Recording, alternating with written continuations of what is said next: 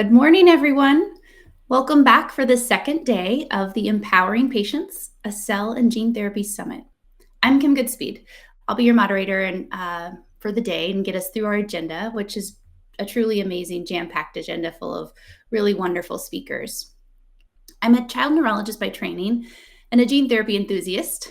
I currently am in a position in clinical development at Ultragenyx Pharmaceuticals, but I'm also coming to you here today as a representative of our patient outreach committee at ASGCT, as well as a member of the board of directors. At the top of today's event, we want to give a huge thank you to the sponsors of the event: Eli Lilly and Company, Ultragenyx Pharmaceuticals, Bayer, and Kite Pharma. Your support helps make the ASGCT patient education and outreach efforts possible. As you are tuning in from all over, we appreciate you spending time with us this morning. Before we begin, I'd like to do a little housekeeping, take a moment to highlight some of the other upcoming ASGCT offerings. Registration is now open for the 28th annual meeting. That's going to be taking place in New Orleans from May 13th to the 17th, 2025. And you'll see in the resources tab on the right that we have some great patient advocate offerings at this year's meeting that we welcome you to review, including complimentary registration for those of you that are eligible and some exclusive networking opportunities. We are also excited to offer a workshop on the business of advocates advancing CGTs. This is a half-day workshop, and it's offered on the first day of the annual meeting. It's going to explore real-world business models that patient advocacy organizations have pursued and hope to foster meaningful discussion among attendees to help guide organizations, whether you're in the startup phase or mature, as they face many decisions on the best business model to align with their goals and strategies to build the revenue and mission. You'll also see a few of our animated patient-friendly videos played before and after the event. This is just a preview of the robust set of patient educational resources we have available on the ASGCT patient education website. All of it's free. Please use it. Please share it. Share it with your physician so they can share it with the rest of their patients and their colleagues as well. Finally, save the date for our policy summit in Washington, D.C. That's going to be happening this September, the 25th and 26th, and we'll bring together policymakers, regulators, and other experts to discuss key issues in cell and gene therapy policy. Okay, with housekeeping taken care of, I'd like to introduce our esteemed lineup of speakers and agenda for the first half of this morning. To start, we are both delighted and honored to have our morning coffee with Dr. Peter Marks, the director of the Center for Biologics Evaluation and Research with the FDA. He will be accompanied for a thoughtful discussion on the regulatory landscape for rare disease by moderator Kristen Van Gore, the U.S. Head of Global Regulatory Policy and Innovation at Takeda. To follow that discussion, Dr. Amy Raymond, a molecular biologist and leader of the Cell and Gene Therapy Hub at Worldwide Clinical Trials, will give a breakdown of the cell and gene therapy manufacturing process. She's going to highlight a few key implications the patient community should know about. And we encourage the audience to ask questions throughout these sessions using the Q&A feature. We will monitor these questions and answer them live after the recording or during the panel. To make the most of the questions, though, we will try to prioritize those that might be more broadly applicable among all attendees. Again, thank you so much for tuning in, and I hope you enjoy today's sessions. Thank you, Kim. I'm really looking forward to being here today with you, Peter, to talk about empowering patients and looking back at kind of where we've come with patient-focused drug development and the pathways, the mechanisms the FDA has in place today to really pull the patient voice through in drug development and regulatory review. So when I think about patient-focused drug development, we really look back almost 15 years now when it was the FDA who brought the topic of patient-focused drug development into discussions with industry going into the fifth version of the Prescription Drug User Fee Act. And I think it's important to remember that FDA reviewers really raised the idea that they wanted to understand what mattered to patients as they considered benefit risk decisions. They looked at what was on their desk. They saw challenges, benefit risk challenges coming their way.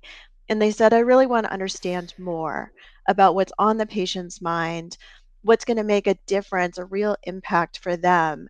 And the output of that ask from the reviewers was these patient-focused drug development meetings that started about 12 years ago. So now today we've seen FDA conduct these meetings. We've seen external stakeholders like patient advocacy groups step forward and conduct really valuable meetings, generate voice of the patient reports that are on FDA's website. And we now have over 180 conditions represented with voice of the patient reports on FDA's webpage that are available to people developing drugs, people reviewing drugs, people who are living with these conditions to understand what's going to be on stakeholders' minds as they go into these areas. And one of the other things that I always remember is it sitting in one of the early externally led patient focused drug development meetings. I was sitting next to a prominent physician in the space, and they were there to provide the physician perspective. I think they assumed it was really about their expertise and all that they knew. And at the end of the day, he turned to me and he said, "Even I learned something." And he was so surprised. And I think that's important for us all to remember and be humble in the fact that we all have something to learn. We're never done learning about what matters to the people who actually live with these conditions. And I think what the PFDD effort really showed us is that we needed this systematic, structured, documented reminder that we don't know everything going into really important decisions about new medicines, how to develop these medicines, how to regulate these medicines. So, with that, I would just say let's continue to be humble and open to the idea that our perspective as drug developers, as regulators, as physicians may not be the same as the people who live day to day with these conditions, the families that live with these conditions. And going farther into this space can only benefit the people we aim to serve. So, with that, Peter, I'll turn it to you. Do you have any reflections or thoughts on where we've been and where we are today broadly in the patient-focused drug development space? Yeah, no, thanks so much. First of all, thanks for having me, and thanks to everyone for joining. You know, the patient voice is something that's been recognized, and in all fairness, there were rare disease companies that started to take this into account actually several decades ago. The ones that had a lot of foresight. But now it's become really mainstream, and it's become really important for us, uh, in part because I think it's recognized that we need to understand what products are going to make in a person's the difference they're going to make in someone's life, if we're really going to be able to prioritize the development of these products and help them get across the finish line. It's also the interesting thing that is a side effect, an additional benefit of patient-focused drug development meetings has been, aside from finding out what's the most important endpoints in terms of how people feel, function, or survive, they've also, when our reviewers go to these, they are really motivated in a just a fundamentally different way, because they actually understand what a difference a product could make in changing someone's life. In other words, what the intervention could mean to actual real people, as opposed to just something on a piece of paper in front of them. And so I think that these, patient-focused drug development meetings, they obviously have the issue of what do patients need from a product to derive the kind of benefit that they need in their lives.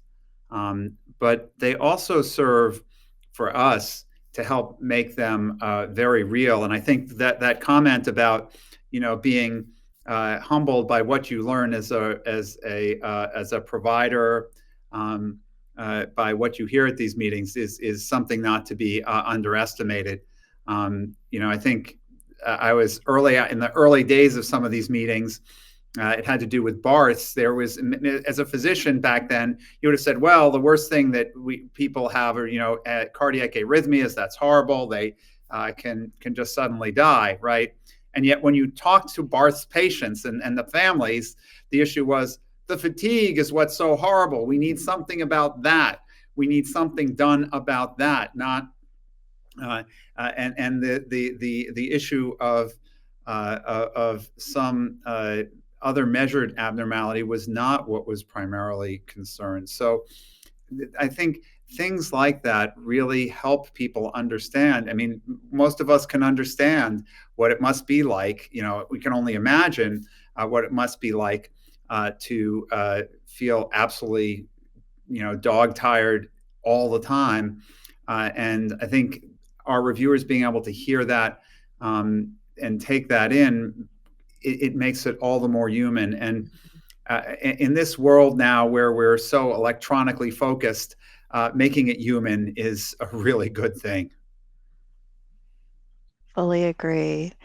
And I'll just remind our audience that you can put questions into the chat. We will be taking them live during the panel today as we get through some initial discussion points. And I see some coming through, so feel free to use it. So Peter, now that we've kind of set the framing for this, I think it might be helpful for our audience if we talk a little bit about some of the things that FDA has in its toolbox to really expedite or provide some additional uh, insight into drug development programs that qualify for what we on the regulatory side would call regulatory incentives or expedited programs. So do you want to talk through some of those tools that you have? Yeah. So we have, over the past few decades, accumulated a variety of tools to try to expedite the drug development. We have some that have been around, some programs that have been around for a long time, such as fast track status, which gives people the ability to have more meetings with the agencies, priority review, which reviews applications in several months more rapidly than a standard application. We have the breakthrough therapy designation and regenerative medicine therapy designations, which essentially allow one to have more meetings with the agency and to use all of the various programs. But one tool that is very important, increasingly so, and particularly in the rare disease space, is our ability to do something called accelerated approval. Accelerated approval is the full approval of it is essentially I shouldn't say full. It is a real approval. Accelerated approval is an approval of a drug as having shown substantial evidence of effectiveness based on our regulatory standard. It's different from traditional, sometimes called full approval. That's why I corrected myself. Traditional or full approval, which is based on how someone feels, functions, or survives, because it relies on either a biomarker, a laboratory value, or some intermediate clinical endpoint. That is something you can measure that's not a final endpoint of how one feels, functions, or survives. And the reason why that's so important is because for so many rare diseases, the time it takes to see a change when you give a therapy can be quite long. And yet the time it takes for a biologic parameter to change may be only a few weeks or months. And the ability to measure that laboratory value and then predict how someone is going to feel, function, or survive allows us to get products to people in need much sooner. And so that is a very important piece of what we need to apply here, in part because for many of the diseases we're dealing with, the natural history is either very prolonged, or the sooner you can intervene, the better. There are some diseases that you don't want to have to take 2 or 3 years to get the clinical data, because it means that patients will wait longer, and potentially some children with a rare disease will not get a therapy sooner enough to avoid a loss of function. And that is one of the problems we deal with in rare diseases, that in many of the rare diseases we deal with, once function is lost, we don't have a way of restoring it. So intervening as soon as possible is really important. We're lucky that in some diseases you can intervene later and restore function, but unfortunately, in any number of ones in which nerves are affected, it's sometimes just a situation where the best we can do with our therapy is stabilize things. So intervening earlier is better. That's why the importance of the accelerated approval pathway. But there's more to that, which is that even with accelerated approval, we can probably do better. And it's something I've thought a lot about, because over the course of time, we've had opportunities when we've wanted to speed up drug development even further. When, for instance, during the COVID-19 pandemic, we sped up vaccine development with all due care about making sure the products were of high quality and that they had the right safety information and the right information about how they worked, their effectiveness. And we did that in part by focusing on how we manufactured them efficiently.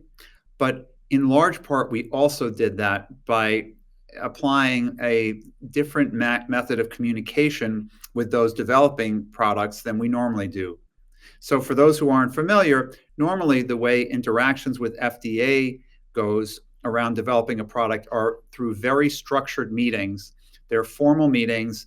And actually, we have guidance that says, well, when you ask for a type A meeting, you get your meeting in 30 days. If you ask for a type B meeting, you get your meeting in X number of days. And if you ask for a type C meeting, you get your meeting in 75 days. So you can see 30 to 75 days for a meeting. That actually can slow down development. And for rare diseases where people don't have time, and rare genetic diseases, or other serious diseases, even if they're not rare, why not try to speed this process up? So we're trying to pilot a program now to see what speeding things up would look like in communication. Now, we have to pilot the program because speeding up communication means it takes more people to work at it.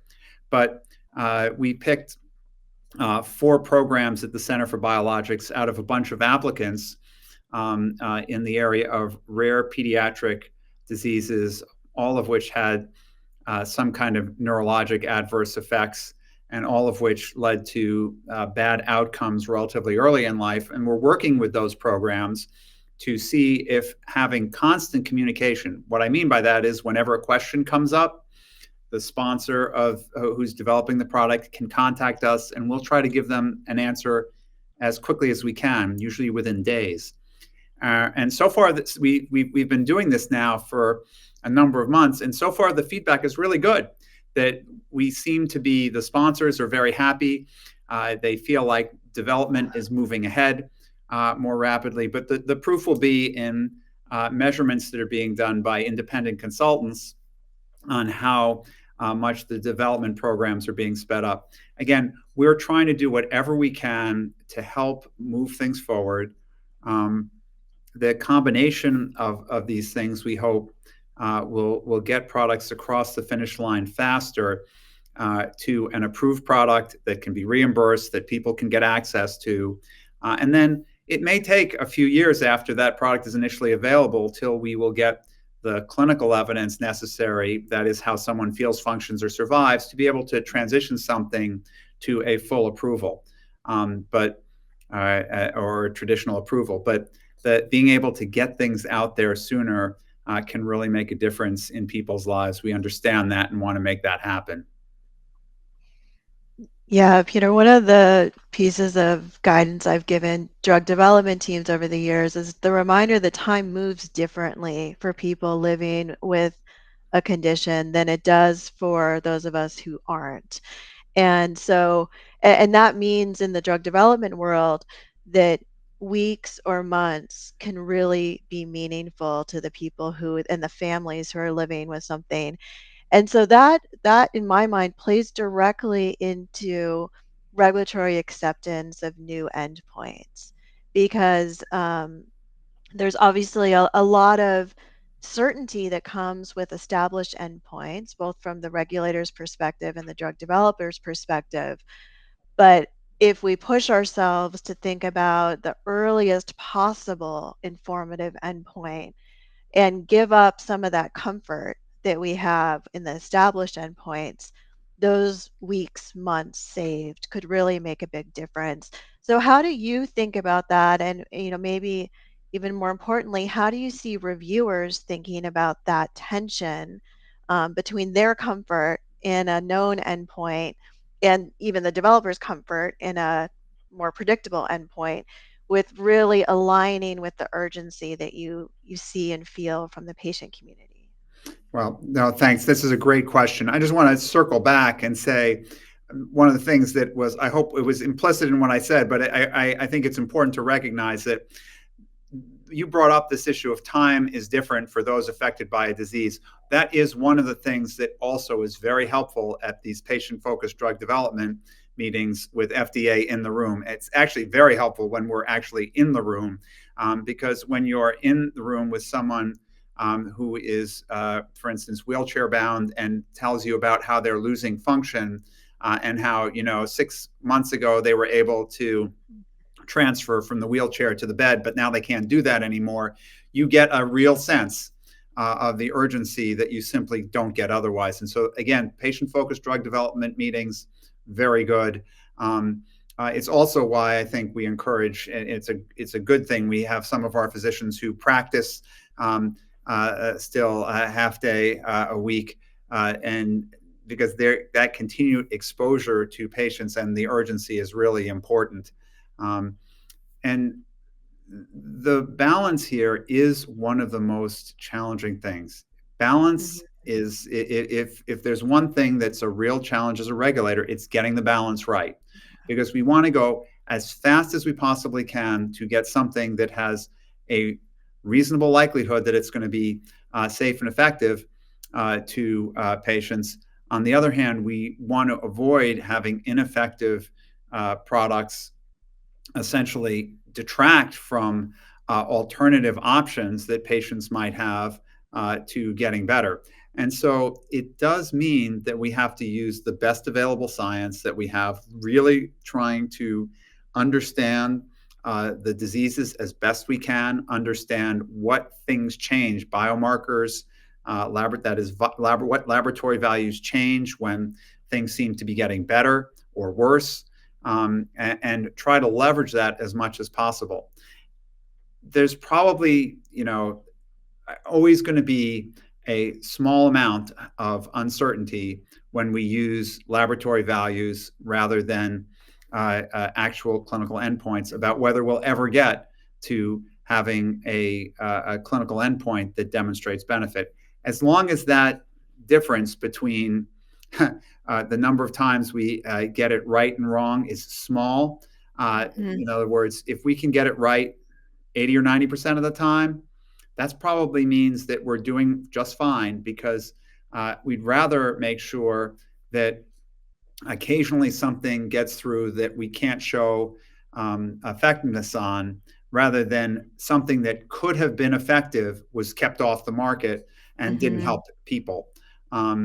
Especially if we're focusing and making sure that things are reasonably safe. So it is, you've gotten to the heart of what is the challenge as a regulator.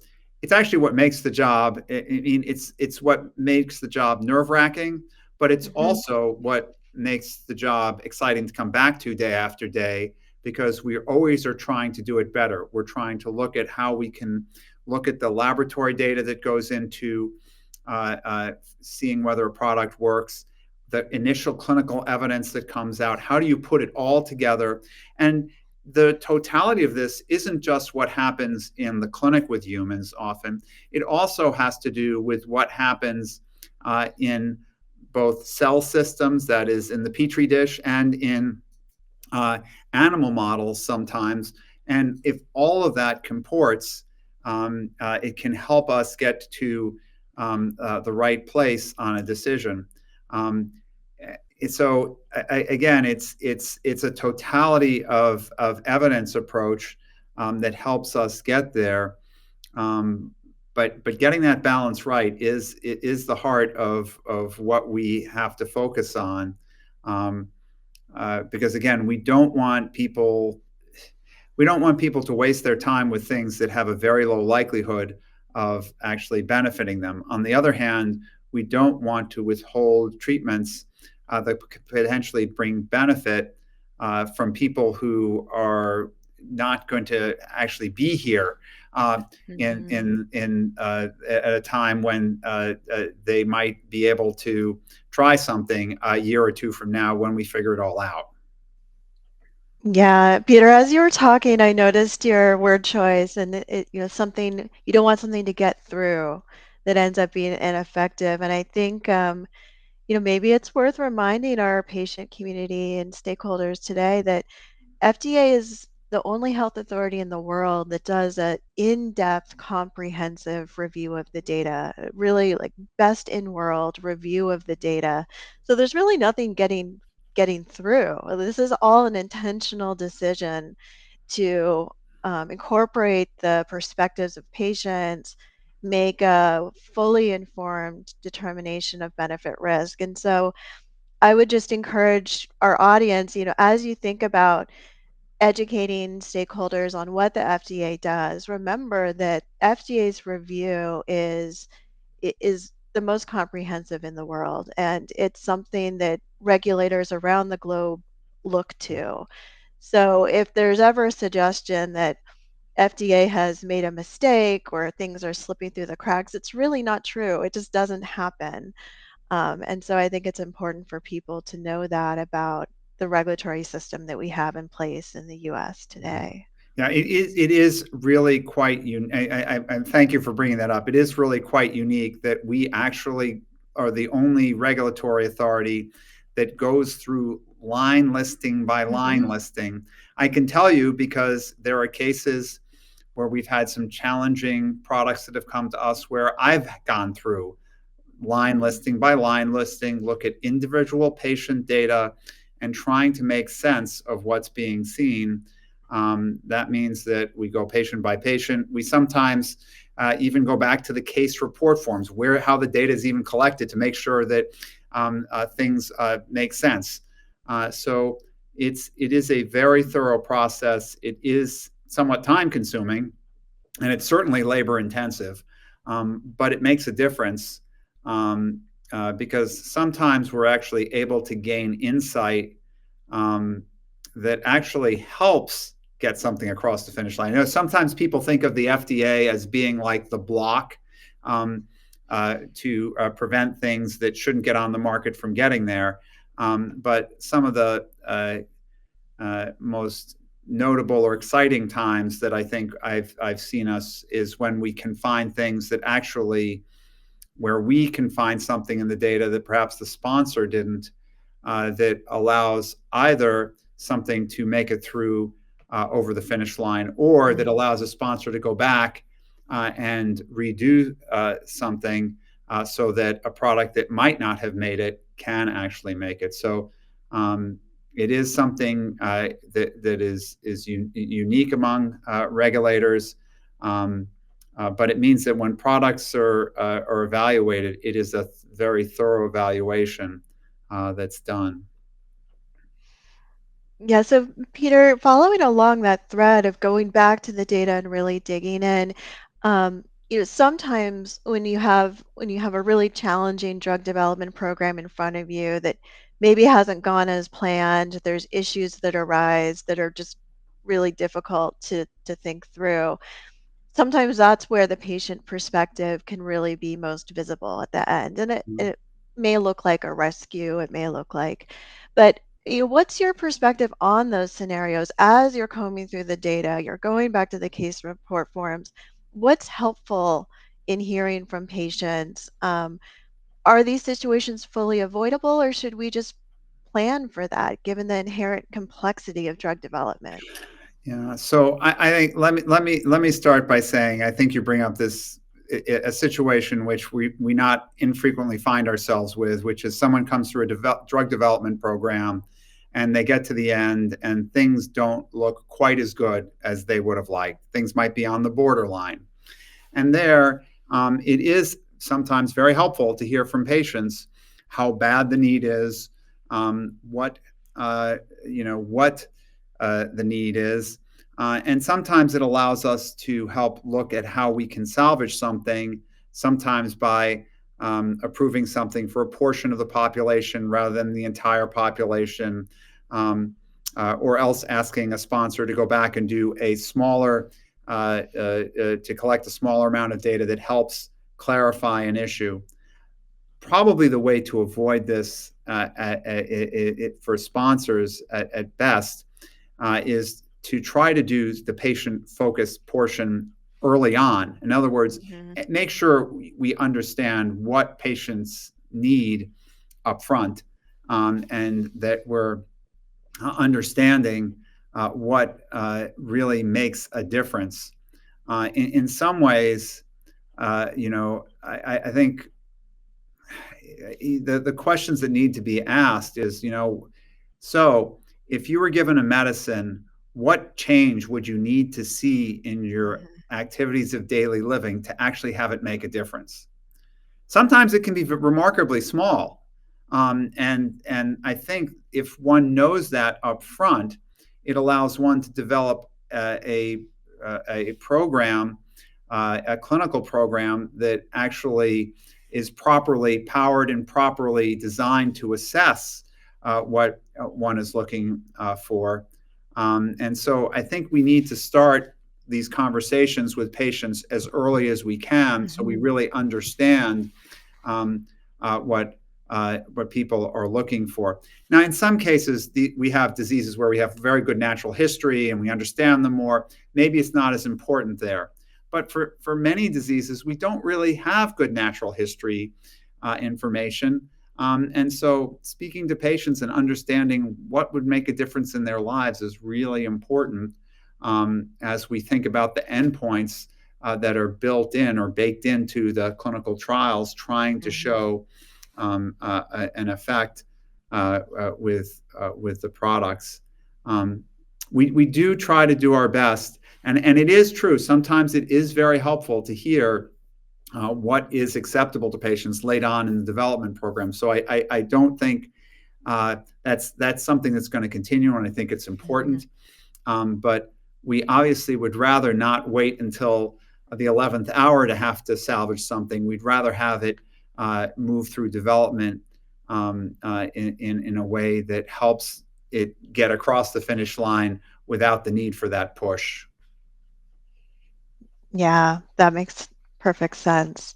So I see a lot of questions coming through. So let's turn to the questions. And there's a common theme, which I appreciate, in that people are looking for advice and guidance on how to be effective advocates for the FDA and the good work that you all do. Um, so the first one, it says, Dr. Marks, thank you for being a champion for the rare disease community.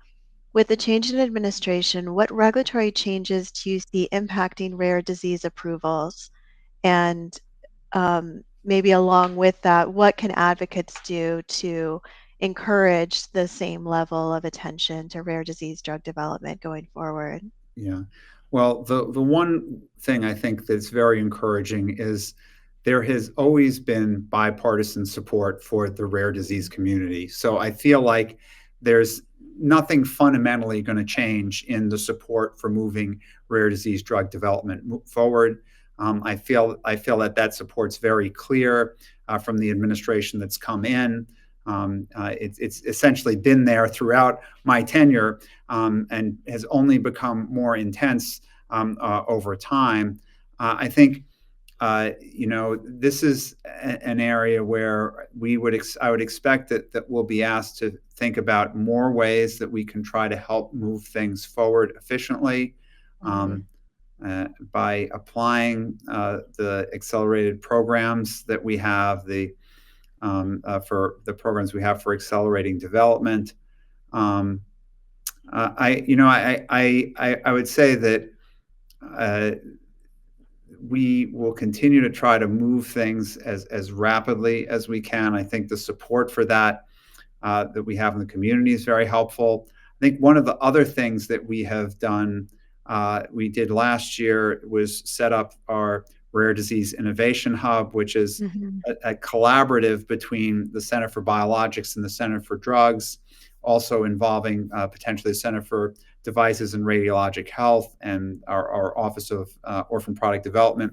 The idea here is trying to streamline processes at FDA, make sure there's a common point of contact so that patient groups know who to contact. The head of our Rare Disease Innovation Hub, Amy Rick, is someone many in the community know her from her previous positions. She's is there, and she has a small staff with her now, staff that we're going to try to help grow, so that we can align endpoints, make sure that we're consistent across the agency, and also provide feedback in a very timely manner, educate our reviewers around the agency, and essentially help encourage calculated risk-taking in this area. So I think supporting that type of rare disease innovation hub is something that is much appreciated, and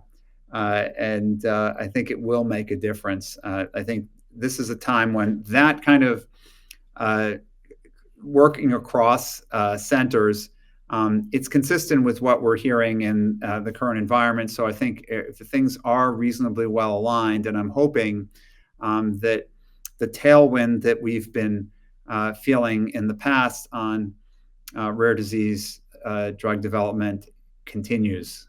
Mm-hmm. Yeah. Thinking about the work it takes to do the reviews, one of our audience members is asking, could you please provide some context on the workloads of reviewers in the Office of Therapeutic Products to help patients and others advocate for a well-staffed office to get treatments to patients sooner? Yeah, so this is something that I really appreciate. We have about 3,000 active investigational new drug applications in the Office of Therapeutic Products. That's basically, various size trials and various disease programs. Sometimes it's multiple programs for a given disease. Each one of those programs has to be reviewed by a human being or multiple human beings. When they get to the point of having applications submitted to the agency for a license for a product that's going to be marketed, then we have to have dozens of people working on these products. And that includes people who are highly specialized, because the people who have the specialty knowledge in how a product is made are not necessarily the same as the people who have the clinical knowledge of how it's used, and how the clinical endpoints are judged. So it's large. These are often larger teams. So it is very important to main staffing. If you ask me my one major concern over the coming few years is that we maintain an adequate staff. We've appreciated, we've had advocates who have been supportive of maintaining the staff. And so supporting that is important, because the truth is, the more staff we have, the more rapidly we can get through reviews. The more rapidly we get through reviews, the more rapidly we provide regulatory advice, the faster progress is made. We will do, we're here to meet the need no matter what size our staff is. We're going to do our best to meet the need, but the more adequately we're staffed, the more rapidly we're able to provide feedback, advice, and get through these review processes, which do require a tremendous amount of work. The the review of a biologics license application involves a multidisciplinary team with everything from manufacturing expertise to statistical expertise, clinical expertise, legal expertise, and how the labels get written. So a lot of people involved. Yeah. Well, and even before you get to the application review, all the advice you give during development. And when I think about OTP, the Office of Therapeutic Products, which is reviewing gene editing therapies, gene replacement therapies, really kind of the cutting edge technologies, I think that's where we're going to see the proof for the novel biomarkers that we need across the ecosystem to accelerate development. So it's really the work that's done in that office that's going to move everyone forward and Mhm. build the evidence base to say we can now rely on something you can get from a blood test. We can now rely on something that you can do in a much faster, efficient way. I mean, that's one of the wonderful things about gene therapies, right? Because Hmm. very often, because you understand enough about the disease to understand the gene and the pathway that that gene sits in, it does allow you to potentially find biomarkers and validate those biomarkers um, as as something that you can use for further drug development. So it's a really good point you made. So we have another ask for how people can be helpful in advocacy. So the audience member says some insurance companies have said they will not pay for a therapy approved via the accelerated approval pathway for the first 18 months that it's on the market. This causes issues for access as well as the sponsor being able to conduct confirmatory trials. What can we do to ensure these therapies are available to everyone? Yeah, so so FDA can't lobby Congress. We can't go lobby people. But I think you're free to do whatever you'd like. And I would say that this is an important area to take action on because from our perspective at FDA, right, we don't get involved with the our job as related to reimbursement is to make sure our colleagues at the Centers for Medicare and Medicaid Services have the information that they need to make coverage determinations. Um, but from our perspective, when we give something an accelerated approval, it means that it has met the bar for substantial evidence of effectiveness. And if you look, yes, it's true, occasionally a product that gets an accelerated approval gets withdrawn from the market because efficacy is not shown ultimately. But most of the time we get it right. And to be honest, there are plenty of times when there are products that are approved, right, by full approval that ultimately end up coming off the market because either they had a safety concern or they were shown not to actually have efficacy in the long run. So I think this is something artificial. And in the rare disease community, I think we're going to have to again not telling you what to do, but if I was just thinking about the considerations here, we're going to be using accelerated approval as we try to get through hundreds of rare diseases pretty often. And it would really be a shame if every time we had to wait 18 months to see these products be able to get reimbursed. So the hope here is that there'll be some education and perhaps this is maybe something that ASGCT, others, I'm sure, are involved in trying to educate the insurers about the meaning of these and the importance to the community of these, because the totality here is that we get it right most of the time. Yeah, exactly. I think there's a lot of good education that can be done so that people really understand what an FDA approval decision means, the comprehensiveness of the work that sits behind those It approvals. is not, Europe has something called conditional approval. An accelerated approval is not a conditional approval. An accelerated approval, in order to say that with a straight face, there has to be, we have to make it across a statistical bar. Now, there's always some judgment there, right? I'm the first to acknowledge this. I've had to deal with some controversial decisions in my time. But when we do our jobs right and we do them carefully, we get it right the majority of the time. Exactly. So there are some questions about the priority review voucher. I don't know if there's anything you can say, Peter. I think we already covered the fact that you can't lobby. Well, right. But No, but what I can say is the following. We understand. So for those who might, this is a little bit of maybe inside baseball. The Priority Review Voucher Program, the Pediatric Priority Review Voucher Program expired. That means that that program is one that if somebody gets a voucher, it has a lot of financial value because it can be traded. It's negotiable, and it allows conversion of a standard review to a priority review, which to large pharmaceutical companies, they're often willing to pay 50 or $100 million for those vouchers. So they have a fair amount of value for small companies, and they have really driven and helped drive rare disease development programs.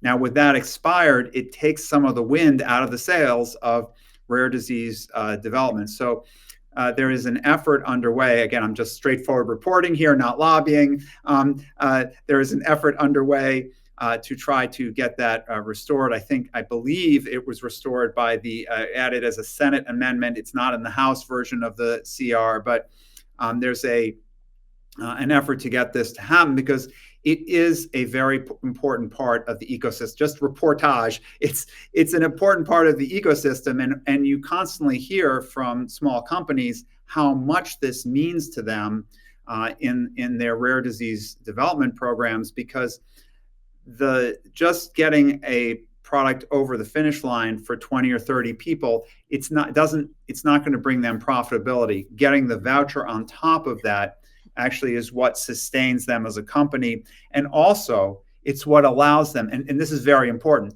it's what allows them then to go reinvest and take on the next disease. And without that, there's a real concern that innovation may stall. But I'm not lobbying, okay? I'm just reporting. noted. Okay. Yeah, the voucher program has proved to be a very powerful driver of investment and interest. And yeah, so I think we all agree that getting some certainty around that would be helpful. Let's turn to AdComs. I don't know if there's anything you can say about AdComs, Peter, but do you expect to hold AdComs in person this year? It's our intention to get back to in-person AdComs. There may be a few more virtual ones right now in this transition period, some of which has to do with having budget issues to hold meetings in person and et cetera. But excuse me, I suspect that by later in this year, we'll be back to in-person advisory committee meetings here on the White Oak campus where I'm sitting right now. I think that'll be a nice thing to have. They've always been, I think the in-person advisory committees have been really helpful. Now, when I say in-person, they won't only be in-person. We're never going to go back to just that. They always were broadcast, but we will probably continue to have some hybrid format because it's clear that it is helpful, for instance, for patients who can't travel to them, who want to provide testimony, and in some cases for advisors who might be from other parts of the world to be able to use the hybrid option. So we want to take the best of what we learned during the pandemic and merge it with what we had previously, which I think was a good system for in-person meetings. Yeah, very much. So Peter, in our last minute together, are there any parting words that you want to leave with our audience? I think one of the key things was about, communicating about what time means to them and sharing that with the regulators. But any other key things that patient advocates can keep in mind that really make a big difference? Yeah, no, what I would say is your continued input, support into the drug development process is absolutely key. I think know that the reviewers, the staff at FDA are incredibly grateful for all of the patients and their families who are the explorers in these new therapies. Without them, we wouldn't make this kind of progress, without their willingness to take chances on things that are unproven, we wouldn't be able to make the kind of medical progress that we're making. And in that regard, I've never been, what keeps me coming to work every day is we are on the cusp of really incredible breakthroughs in gene therapy. I think, in vivo genome editing, we're just starting to see what the potential for that could be. And it is just breathtaking what things might look like 5 to 10 years from now. So we're just so grateful for all of what patients do and the risks they and their families take and the contributions they make. And just want to say thank you for all that you do in this process. And with that, we have come to a close of this session. Peter Marks, thank you so much. We truly appreciate your time, your candor, and everything that you and the folks at the FDA do for people with rare diseases and other serious conditions. So next we'll hear from Dr. Amy Raymond, providing the basics of the cell and gene therapy manufacturing process. Thank you so much.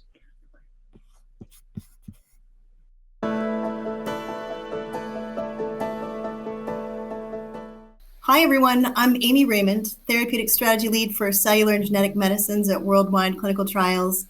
Thank you all so much for joining this special session on cell and gene therapy manufacturing basics. I know on the face of it, it doesn't sound like it's going to be a topic that's full of fireworks and marching bands, but sometimes the most critical issues really are the basic ones, which is why I'm also very thankful to our organizers for raising the profile of this important issue and to help ensure that the patient community has an opportunity to learn about it, where we are today, the challenges we face, where we're headed.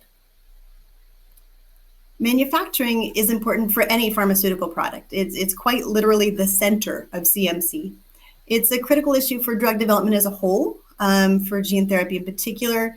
CMC ultimately is about pharmaceutical quality, driven by those three interrelated elements: chemistry, the chemical composition of the drug, manufacture. So that's everything from the manufacturing protocols, all of the optimization to get there, scalable methods, all while maintaining the integrity of the product that's being made.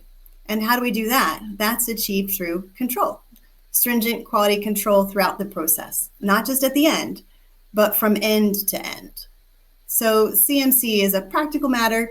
It's also a highly regulated one, important not just to the FDA, but to all of the regulatory bodies around the world that make up our International Council for Harmonization.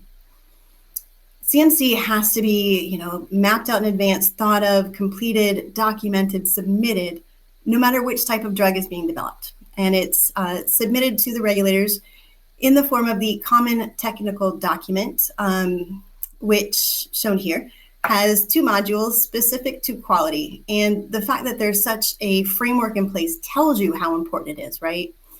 Gathering and reviewing these aspects of any drug in development is foundational for ensuring patient safety. That's something our regulators take very seriously. And as someone who lives in a human body with all its inherent frailties, I'm grateful that we can count on our regulators to ensure medications are safe and reliable.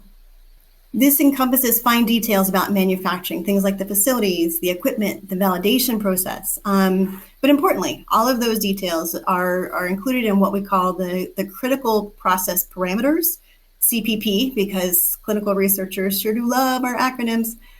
This typically includes things like the temperature, the pH, reaction time, filtration, sterilization, all of those sorts of things. Really any process variable that significantly impacts the quality attributes of that final drug product, anything that requires a tight control during manufacturing. The other very important piece here is the critical quality attributes, CQA.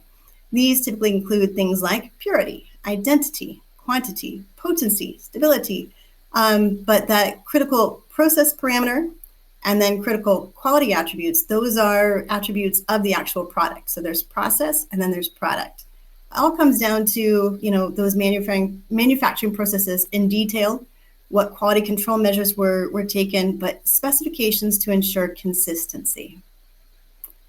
Manufacturing, of course, is driven by what are we manufacturing?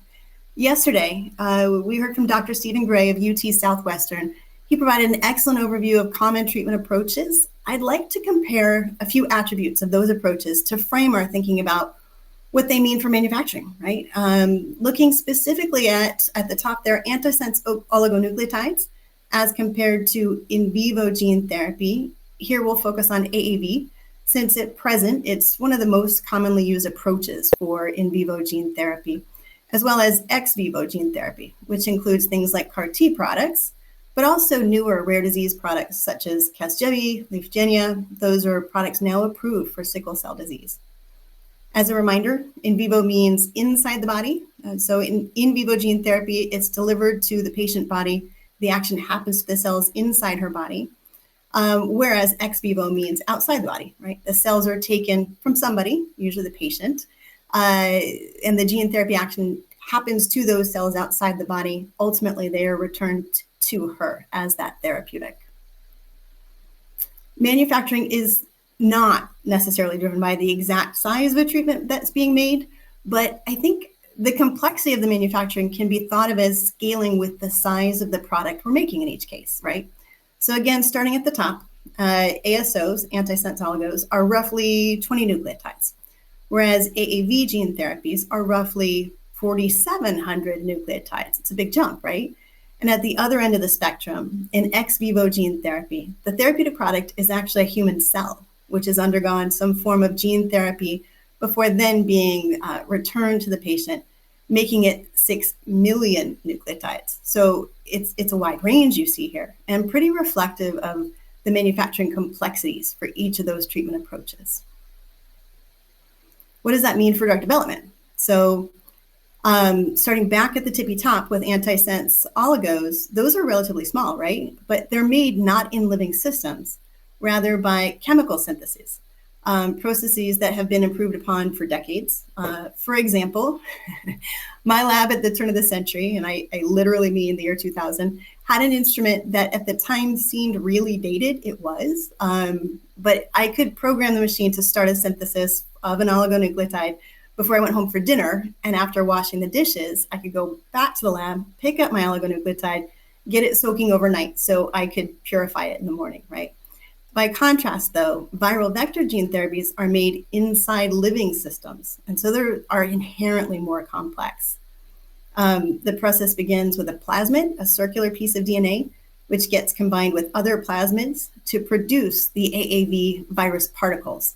So these are intact viruses carrying the genetic payload we hope to bring to patients, and we'll step through all of that in more detail in just a moment. But I do want to highlight here on the front end that even for a single system of AAV, each drug developer is starting nearly from scratch.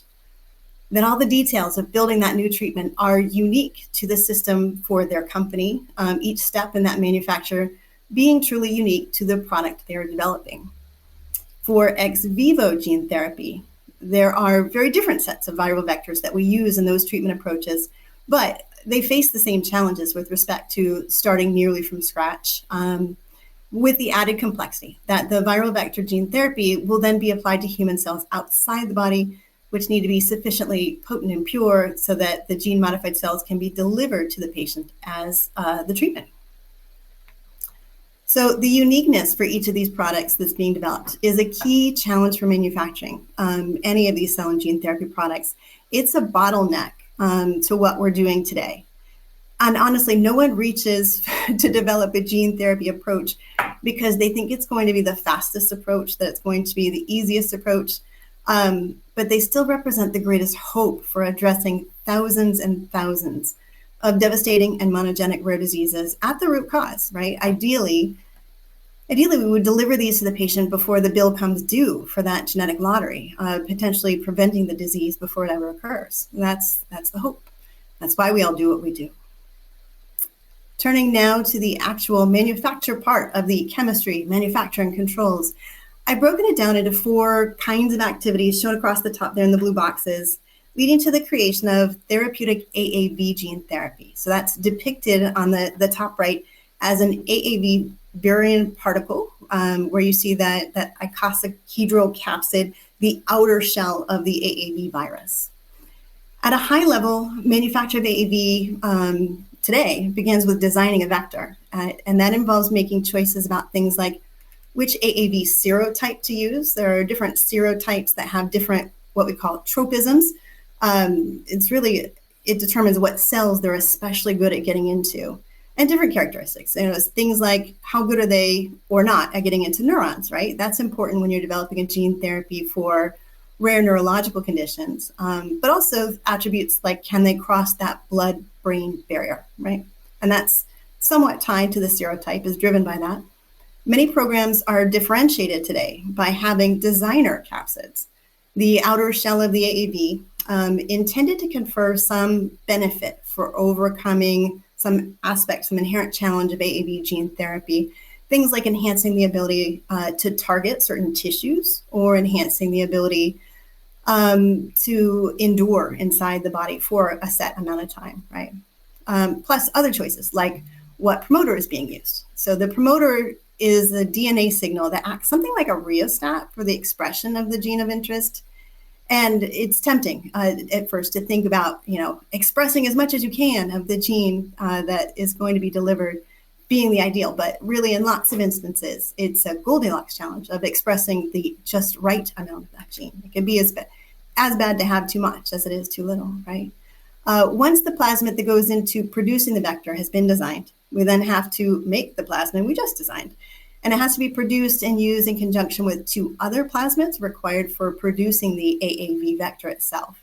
And there are lots of strategic decisions to be made in all of these steps. And there are things like, what kinds of cells to use, whether to rely on transient transfection or make stable cell banks. Those are just a few of them. There are loads of conditions to be tested, but let's get into those. So to dive a little more deeply into some of these strategic decisions that cell and gene therapy makers go through, I've borrowed this very busy but very helpfully illustrative figure from the author noted there, and we can step through each of the panels one at a time.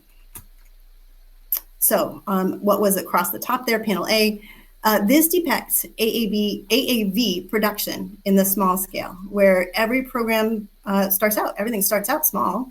In this case, it's that triple transfection I was talking about of mammalian cells. You see those 3 circles there, gold, purple, pink. Those are the 3 plasmids being depicted. So those are transfected into the HEK cells, human embryonic kidney cells, which are very commonly used in biotechnology. They're very carefully cultured to grow many, many, many more of these cells, which are then popped open or lysed, separating the AAV virion from everything else by ultracentrifugation, which basically is spinning it really, really fast so that parts of the liquid are separated by their density. What was panel B there reflects strategic choices manufacturers make in deciding whether to use adherent cells or growing a culture of cell suspension. And the crux of the problem here is that adherent cells are really well transfected, meaning you can make a lot of what you want, but you wind up hitting the limit of how many of those cells you can grow for the surface area. Suspension cells, on the other hand, they grow in 3 dimensions. So that's great for making a density of cells, but the trade-off is they aren't very well transfected, meaning you can get a lot of those cells from the culture, but because they were poorly transfected, those cells aren't as productive as we would all like to see. Last but not least, wrapping it all up, that whole process, we see yet more strategic choices that have to be made, especially once it moves to the clinical stage and the volumes of the cell culture necessarily get much larger. Once you have a larger volume of this culture, do we pop open those cells? Do we do that lysis through a chemical lysis? Well, we could, it's effective, but we will have to deal with those chemicals one way or the other down the road, right? Or do we use force to pop open the cells, implementing mechanical lysis? In the end, though, we have to purify these AAV away from the rest of the soup, right? Typically involving steps of affinity chromatography. That gets you a mixed bag of viruses. Viruses that do contain the genetic payload we're ultimately looking to get into the patients, unfortunately, but it also contains a proportion of the virus which does not contain that genetic payload, what we call empty virus. not to get too far ahead of ourselves, but those empty viruses are not only taking up space, we'd much rather be used with properly packaged viruses, but delivering those empty viruses can have real safety concerns leading to unwanted immunological responses. So the purity here is very important. With one more step shown here of ion exchange chromatography, and that gets rid of those empty capsids. But it also results in losing more of the good ones that we're here trying to make. I won't belabor the point, but just to say there are lots of different chromatography materials being developed today to hopefully improve beyond where we are for purification steps. And I'm sure it goes without saying that the purity of the AAV is paramount. Purity of the vector is not an area where anyone, right? Not the drug developers, not the regulators, not you, not me, we're not willing to compromise, nor do we want anyone to compromise on that purity. But in the end, after all of that production, we know we'll need lots and lots of high quality, very pure vector, as common practices today only yield about 5 to 10% of what we actually made. And this is a problem. It's a real problem. To give it a sense of scale, for example, gene therapies that are delivered intravenously, what we call systemic administration. Each dose requires trillions of high quality, very pure vectors, sometimes up to thousands of trillions of these pure vectors being delivered as the single dose to the patient, right? And if we pause here a moment and we think back to that point above about which promoter to use, things like that, how much expression we're looking to drive, having heard just a high level of the overall process, you can hear that it would be really attractive to have an approach where in the end, the patient was receiving something at the lower end of this dose range, right? Each batch you manufacture would ultimately represent a higher number of doses that could be delivered to a larger number of patients, in addition to the very real safety benefits of delivering a lower dose of AAV. Getting there, though, is a process of trial and error at many steps, even at the small scale. In many cases, we're going into clinical trials that requires the process is what we call scaled up to generate a lot of that very pure, high quality vector.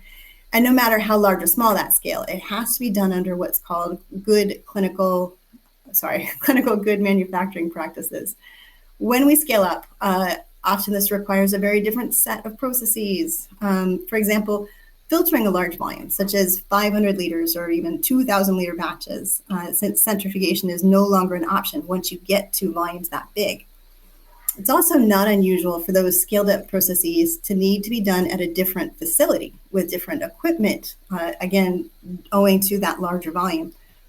We call this technology transfer. And when that happens, it's not uncommon for that process to take 12 to 24 months, not a trivial undertaking. And so there are a lot of choices that any drug developer has to make about when do they scale up, how do they scale up, how do their optimization along the way impact what that means for scale up later. If we take a step back and we look at that large scale manufacture process, and I'll remind you that the production takes place in complex living systems, producing that original plasmid, which in turn enables production of the vector. And what we hope to be a very large amount of the vector is then purified completely before final formulation. What it'll be stored in, fill and finish, put into little containers that are ultimately used. All of those things really are part of CMC. Those living biological systems in which everything was made require care and feeding along the way, right? These are living cultures. And no matter what exact conditions turned out to be optimal for that particular product, those complex living systems also introduce lots of contaminants. They have the potential to. There are many, many, many quality control assays that have to be completed and assessed along the way. And lots of testing that the final product that came out of the process has to go through. Because if we don't, it has the potential to be toxic or immunogenic. That's not anything anybody's willing to risk. And so that is part of why purity is so very important to us all. Hopefully, this gives you a sense for the complexity of manufacturing AAV gene therapy and why manufacture is such a large cost driver for AAV gene therapies. Since each drug development program is building on knowledge from her own lived experience, from the company's knowledge, if it happens to not be their first one, in some ways it's like inventing a brand new wheel each and every time. And this is a source of uncertainty. It's hard to know in advance which step of that optimization will prove most challenging, how it will be overcome, how long it will take to overcome it. All of those sorts of factors, they get combined as you look ahead to, should we develop this? But one thing is for sure, though, that the manufacturing risks, even if they are unknowable in advance, are a steep hurdle to overcome when deciding whether to develop any given treatment. In essence, I mean, this is my point. The risks in manufacturing are a back pressure against developing new treatments for those thousands and thousands of monogenic diseases. That's one of many reasons why I think it's so important. Manufacturing, as I said, is just one part of that larger chemistry and manufacturing control, which more broadly would benefit from optimization of vector generation and gene expression, benefit from standardization of things like those CQA, those critical quality attributes. What are the analytic methods to generate that quality control data? In addition to the challenges of designing the preclinical toxicology studies that have to be completed as part of the package that goes to the FDA. All of this is submitted to the FDA before we're even starting a clinical trial process. That's how they know whether or not a program has potential merit. So it's a lot, right? And as complex and I'd say daunting as all of that is, I'll just touch briefly on ex vivo gene therapy, where the gene therapy action is actually being done to cells outside the body. But pretty much everything we talked about for generating an AAV vector is the foundation of an ex vivo gene therapy program. And you see that coming into the screen there on the upper right, or you do now, making this as roughly equivalent to an AAV vectored in vivo gene therapy product. But it now has the extra layers of complexity of gathering those cells from the patient herself, if it's an autologous program, sending those to the lab for that manufacture process with that viral vector. And we use very different viral vectors for this type of work. But then those gene modified cells have to go through another layer of purification and quality control because they are ultimately what's being given to the patient. So these additional layers of complexity also have their additional points of failure, right? So I just wanted to give a little bit of a frame of reference for it, why ex vivo is a little more challenging even than in vivo. But stepping back to that AAV vector scenario, all those unique optimizations required to make the AAV gene therapy mean the path for developing each treatment is entirely unique. And I know I've made that sound really impossible. But a thing is only impossible until someone does it.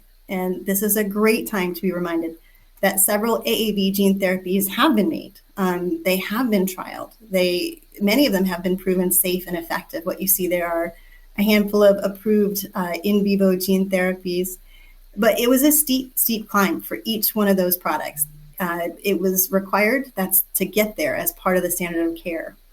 When we think about those thousands of monogenic rare diseases, we know those rare patient populations exist in every size. And when the patient size is too small, the challenges of producing an AAV gene therapy turn into math that doesn't support the commercial viability of developing an AAV for that disease. At present, I just described a process that's pretty daunting, and that's even when the math argues in favor of development. When the numbers get small, the scale gets tipped in the wrong direction, right? And we know that 40% of rare disease communities have less than 50 patients, and at present, there's no efficiency of scale. How expensive is it really to produce one of these AAV gene therapies? Well, all those details are proprietary. I don't know all of them.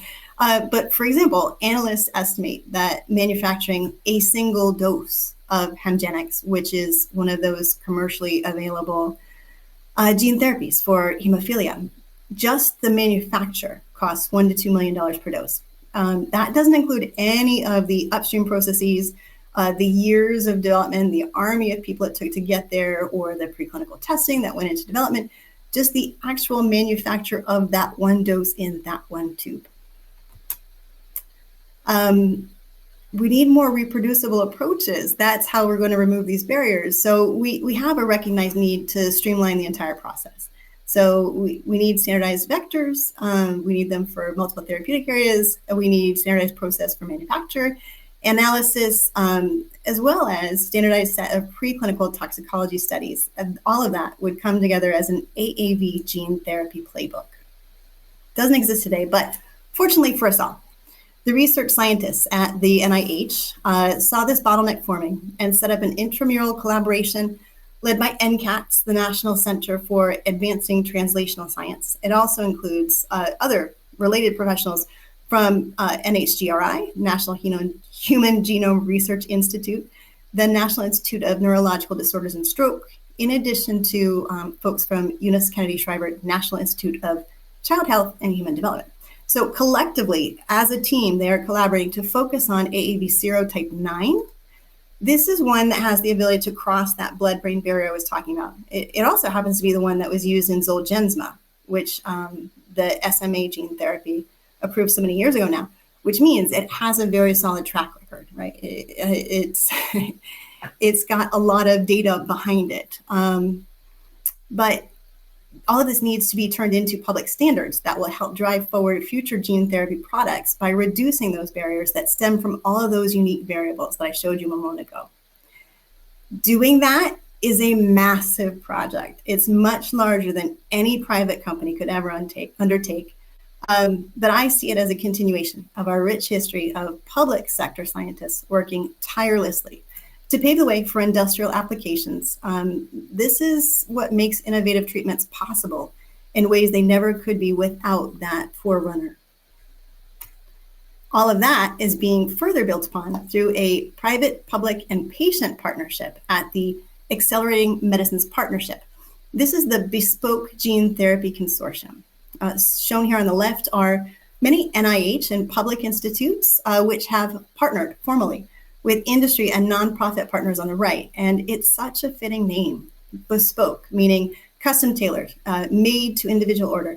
And it's precisely what we need now to continue advancing the field of gene therapy. Imagine that the only thing we had to tailor for a gene therapy for a new patient community was that one gene. That would be a really different scenario than the talk I just gave, right?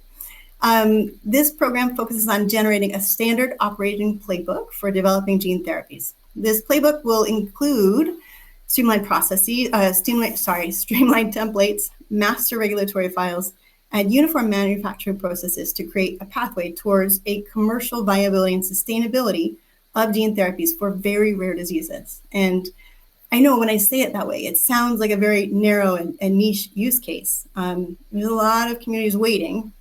Plus, I have no doubt this approach will have substantial positive impacts on the larger field of gene therapy, especially as we move into this era of genome editing. So that BGTC, I wanted to share with you some of the focal points of what they're doing. These address the key challenges that I've been highlighting, right? It's things like optimized vector production protocols, validated sets of manufacturing and preclinical testing requirements, standardized regulatory submission package templates, and clinical development manual to advance all future AAV gene therapies for rare disease. I make it sound very, very future state, but those good folks have been hard at work. And because there's a need to develop in actual practice, right? The BGTC has selected a portfolio of rare diseases representing a range of therapeutic areas, making their findings more broadly applicable for the rest of us, right? Specifically in diseases which are amenable to AAV gene therapy, yet had no gene therapy in development at the time. All of these serve as a pilot project. The BGTC findings are, of course, being published and distributed publicly. I've seen many of papers come out very recently, with programs today already benefiting from the first version of the playbook released last year. Lots of work ahead for them, but they've proven that they can. So in the course of our time together, I hopefully shed some light on the challenges we face in gene therapy development. And whether you're a drug developer or a rare disease patient or the parent of a child with a genetically driven rare disease, these are challenges every one of us wants to have solved. But I'm delighted to close by sharing my hope and expectation that the output from the public-private partnership, BGTC, will help drive us to that standardization. And that's really what we're going to need for that next wave of gene therapy for rare diseases, to make additional development programs more possible, leading to more treatments for many, many more patients. Thank you so much. What an amazing talk, Amy. That was fantastic. I feel like I learned so much. So thank you for walking us through that in such a really complex topic, but you made it very digestible. So kudos to you and thank you so much. What a lovely thing to hear. Thank you. It's not obvious how important it is. And so I really appreciate the opportunity for all of us in the room today, the virtual room, to hear about it together.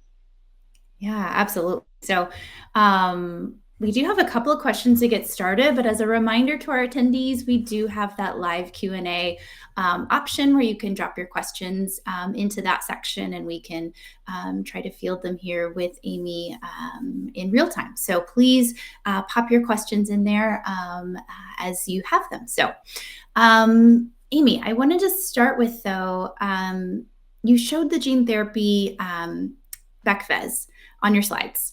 But wasn't that taken off the market last month? Can you explain a little bit more about what happened there? I am so glad you brought that up because there are so many different factors at play. Pfizer announced that they elected to stop the rollout of the gene therapy.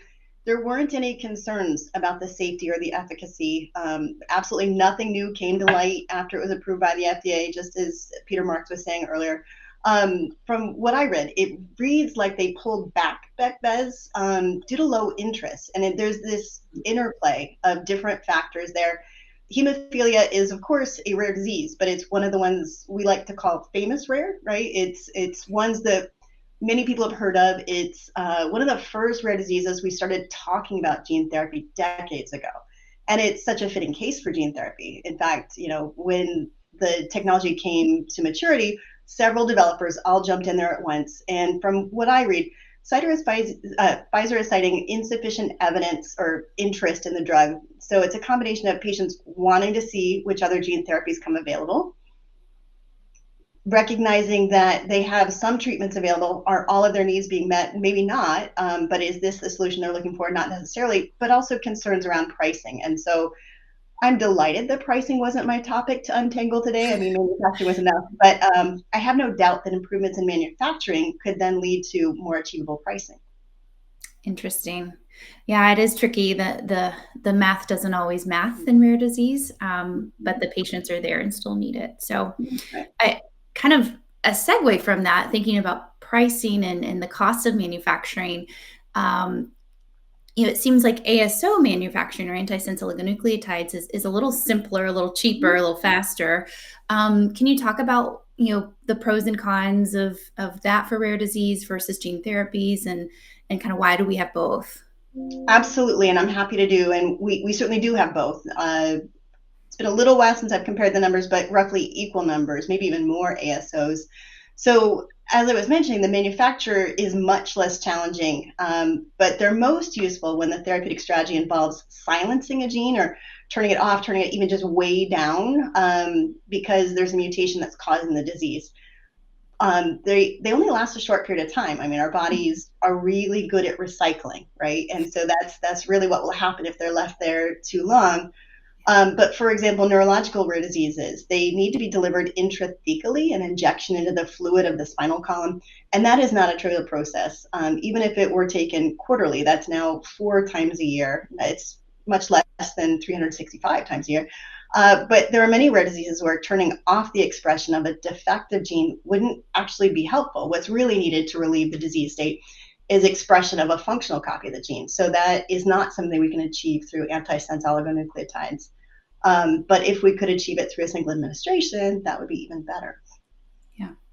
Yeah, certainly, a lot to consider as developers and advocacy groups also are kind of pushing forward different potential therapeutic options in the preclinical space too. How do you prioritize that? And really interesting to think about.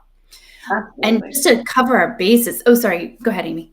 No, it's absolutely true. And I think all of us, the patient community, are interested in having many horses in the race rather than, having a committed position in advance of which horse wins. As long as we have multiple tools, that's really us doing our job.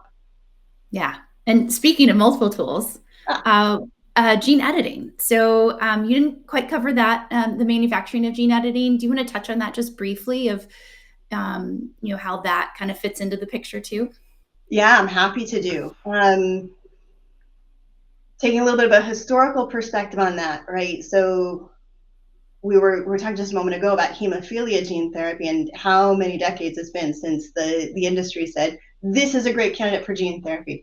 Well, some of those original trials were concepted even back in the 90s, right? That some of these trials were first beginning.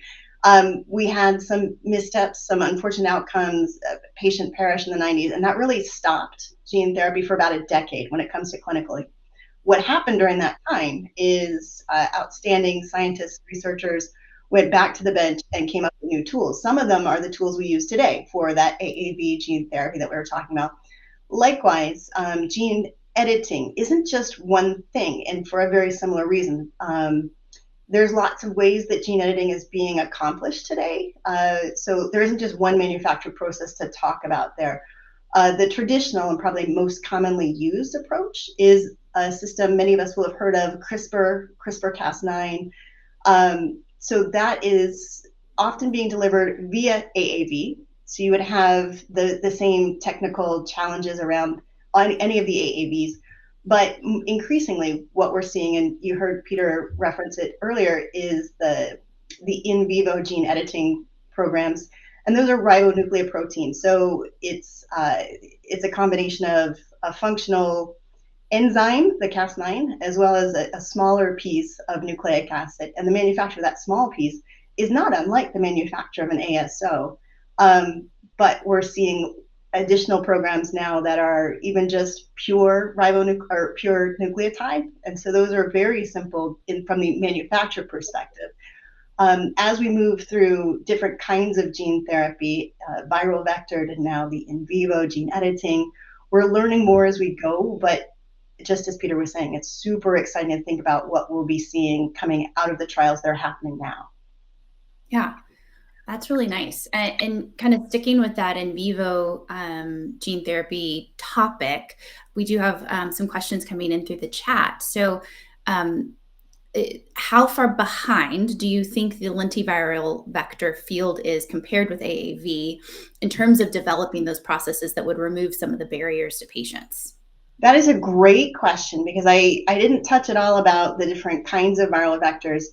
So the AAV are non-integrating, which means they aren't meant to incorporate themselves into the genome of the person who's receiving them, whereas things like retroviral vectors, those are often integrating. Like, that is the history of that natural virus that we're co-opting for engineering purposes here. Those are actually pretty widely used today, but they're more often being used in the ex vivo systems, where we gather cells from a patient or a person and then in the lab do gene therapy to the cells. That is where they're so predominantly used. All of the CAR T products that we see happening for oncology, but now CAR T products for autoimmune diseases, some of them being rare, for example, myasthenia gravis, we see that quite a bit. But because it's got the ability to put itself inside to that human cell genome, it has the potential for additional levels of risk. So we don't too often see it being used for in vivo gene therapy, which isn't to say that we couldn't, right? I was mentioning earlier some of the designer capsids that are being used for AAV. Like, right now, there are lots of engineers at a bench somewhere coming up with new vectors. Yeah, that's really nice. And thinking about that, we'll have lots of different vectors potentially on the table. We had a really nice question come in. I think that, do you have any insights into how the FDA may be involved with that platformization? So that concept that we can take a similar technology, but maybe push through the manufacturing review approvals a little more streamlined without that needing to reinvent the wheel, like you said. Yeah. I want to give kudos to FDA and Peter Marks. They've been raising this issue of manufacture for a number of years. Like, it wasn't obvious from the outside what the challenge was there. They're well aware of the barrier this represents, and I would say are working collectively with other public agencies such as NCATS, such as all of the other intramurals there, to be part of a solution here. But FDA is not actually able to make choices for the sponsors, which vectors they're using, which choices the drug developers are making. But I think that as we get more information out of the Bespoke Gene Therapy Consortium, even just AAV9 as the example, we're going to learn what is and isn't exactly the same for each of the different kinds of vectors. I don't imagine us ever leaving a need to have lots of different vector tools until such a day as it can all be done in vivo. But I think that might be a ways off in terms of publishing everything. Just as we can't do it all with ASOs, we probably couldn't do it all with in vivo just yet. So I think that they're definitely working together to surface what we can and then learn experimentally what can and cannot be extrapolated from that. Wow. So much exciting work and evolution, and a lot of collaboration, it sounds like, is needed too. Well, awesome. Well, thank you so much for this amazing talk, wonderful discussion, Amy. This was a really nice session this morning. And with that, we're about 1 minute over, so I apologize to the attendees, but it is time for our break. So we do appreciate everybody taking time to be with us this morning. And it's encouraging to see so much engagement from our attendees in the chat. So thank you for all of your participation and feedback today. We will have a short break until about 10:40 Eastern time, and we'll come back and finish up the rest of the day. Thanks so much, everybody.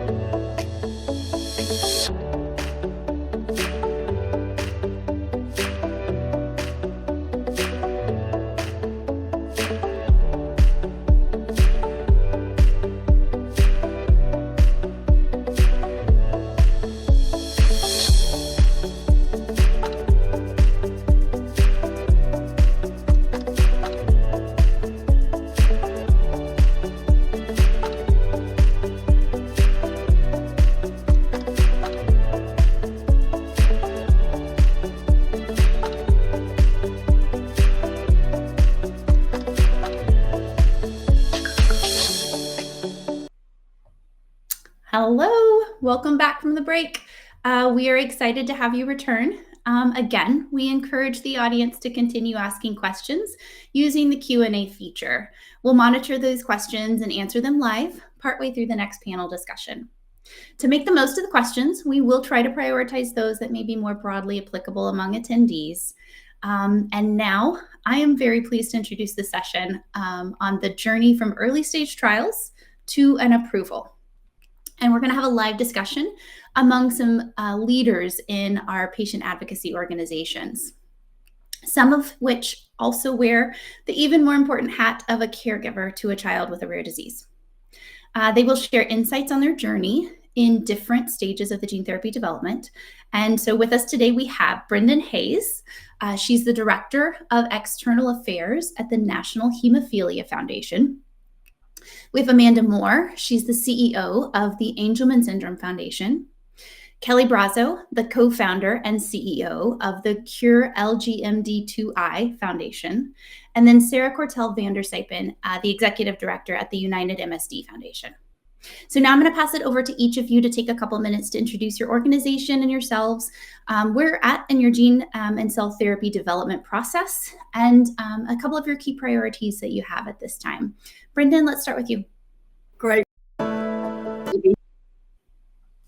To start off with, I'm actually the Senior Director of Education for Innovative Therapies. When this whole journey started for us, we started off really focused on stakeholders. So the external affairs was that big piece. But now we're really focused on education. So we heard from the previous speaker that we actually had 3 gene therapies that had been approved. One has since been pulled off the market, and one they've narrowed their scope of marketing. And so I think for us, our focus is going to continue to be ensuring that there's innovation built into all that we do. I think we also have to make sure that our other rare disease community partners, the innovation continues to be important. And I'll talk more about, unpacking some of those issues. Thank you. Amanda, you want to go next? Sure. My name is Amanda Moore, and I think first and foremost, the reason why I'm here, and the most important thing in my life, is my son Jackson was diagnosed with Angelman syndrome at age 2. So Angelman syndrome is very personal to me, and being able to run the foundation is very humbling, and I'm incredibly honored to do so. Our organization really focuses on kind of the journey for our families, whether it's through family support, our clinical network, or through research. And then right now, there is no approved therapy or treatment for Angelman syndrome. We have a lot of symptomatic therapies such as seizure medications, GI medications, so forth and so on, but no approved therapy. But it's a really exciting time for Angelman syndrome. We have multiple ASOs in phase 3 or heading into phase 3. We have a lot of things in the pipeline around gene therapies. So it's, every single day there's something new happening in our space, which is really, really exciting for us as caregivers, but also can be a little overwhelming and a little scary as well. So it's an exciting time for our community. I'm excited to be here and talk about this important topic. That's awesome. Thank you both. Kelly? Hi, I'm Kelly Brazo, and similar to Amanda's story, I too am a caregiver of a daughter who's living with limb-girdle muscular dystrophy type 2I R9. Her name is Sammy, and she's now 17. So we've been at this for 15 years. And back when she was diagnosed, we were told, well, sorry, there's really nothing we can do. There are no treatments. And if you want to make a difference, start a foundation and raise money for science, because we need more scientific development. And so that's what we did. And it was really a way to focus our energy in a positive way and try to support our daughter and eventually the entire limb-girdle 2I community. And so, we've been able to support research, and we're grateful. We now have 3 clinical trials in development. There's a small molecule drug that's in phase 3, and there are 2 gene therapy trials that are in phase 2. And, we're so grateful that the scientific process has come along in the last 15 years. But really, we're realizing the importance of the advocacy in this regard, and really to not only support, the companies in their process, but also to support our patients and advocating so that with clinical trial design and hopefully with access in the future if these drugs are developed and brought to market. And so it's really become a major focus of our organization and building our advocacy community with the greater limb-girdle muscular dystrophy patient community. So I'm excited to talk more about it today. Yeah, that's awesome. And finally, Sarah? Yeah. So I have the honor of serving as the executive director of the United MSD Foundation, and I am a little bit different as I am not a rare disease parent. My background is in nonprofit management and fundraising, and 2 years ago I took over from our founder, Amber Olson. MSD, or multiple sulfatase deficiency, is a fatal genetic condition traditionally impacting children. There is no cure or treatment available to our patients, but we have some hope on the horizon. We are part of the FNIH Bespoke Gene Therapy Consortium that you heard about in the last presentation. And so our AAV9 gene therapy will enter a phase 1/2 clinical trial, hopefully this year. And we are supporting, the United MSD Foundation is supporting the trial by covering all the travel and accommodations for the patients and their caregivers. Additionally, we have a second clinical trial for a small molecule drug repurposing trial that should open this year too. So very exciting that these will be our first clinical trials for our community.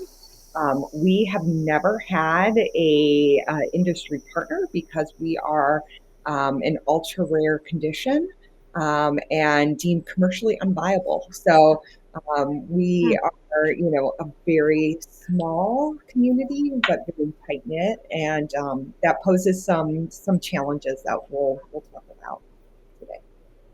Wow. Well, I think that segues really nicely, Sarah, into kind of where I think we should kick off this panel discussion. So thinking about those earlier stages of the pipeline, how you navigate that, and then the added complexity of having a relatively small community on the ultra rare side, right?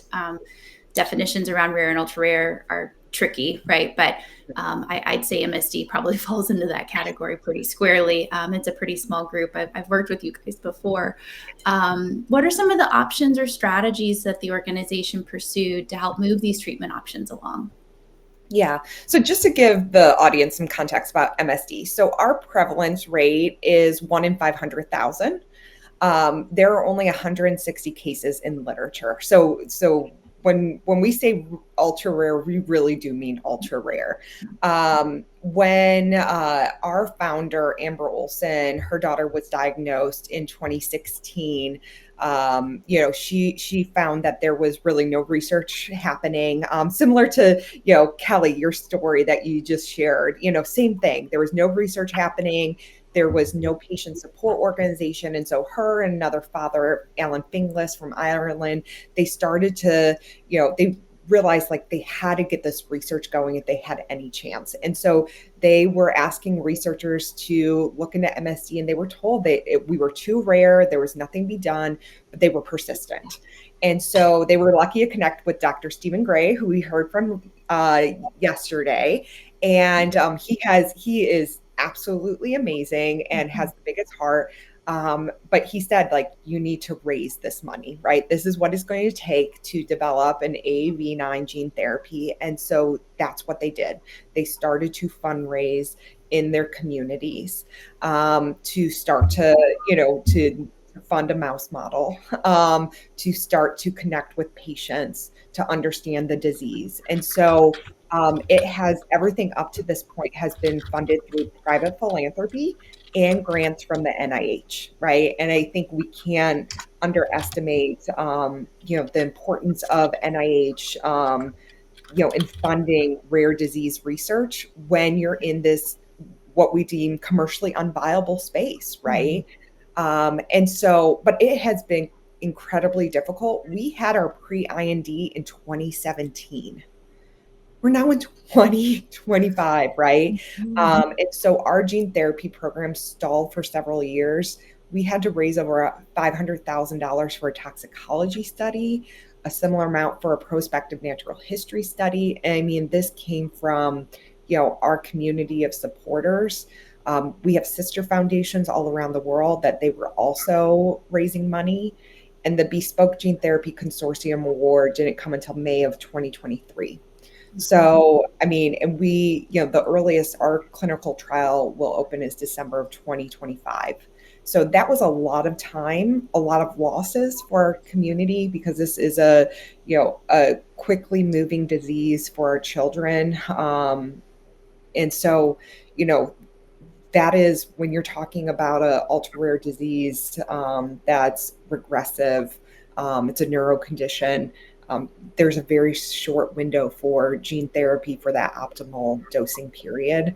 But it's you're really depending on that philanthropy and your families and the community around them to be able to raise large amounts of money. That's quite a journey. Yes. As you know. I do. I know, full disclosure, I was actually on that pre-IND call in 2017. And it was a really positive call with the FDA, but I think it goes to show that, even a positive outcome from a pre-IND meeting still can have a really long road ahead of you.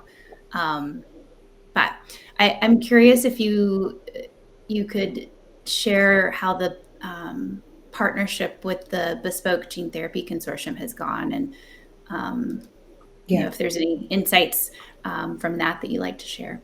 Yeah. So you got a little preview of what Bespoke looks like, where it's a public-private partnership. And so they selected, there were 8 disease states that are advancing to a phase 1/2 clinical trial. We will be the first to clinic, which is very exciting. So not only is that exciting, right? Like, our program isn't going to die. It's going to get to clinic, but we get the expertise of the NIH, of industry partners that are sitting in and advising on meetings. and sharing and collaborating in ways that they would never do, right? Because normally they're competing against each other. And so we, normally a small PAG in an ultra rare disease cannot afford the expertise that has come to the table for these various diseases. And so we will have a robust clinical trial at the highest standard. And so it's a wonderful opportunity. And all of the two things that I will say is, one, everything will be made public. So our INDs will be made public, which does not happen, right? Elpida Therapeutics, which is one of the partners, and some of the diseases are being supported by Elpida. They've already made all of their communications with the FDA public. So if you go on Elpida's website, you can view their IND and other communications. So I encourage you to do that because normally this never happens. But all of this is being made public, which I think is wonderful. The other thing is that playbook that they mentioned. The first version is out. And right now we're working on testing a digital version, a more interactive version.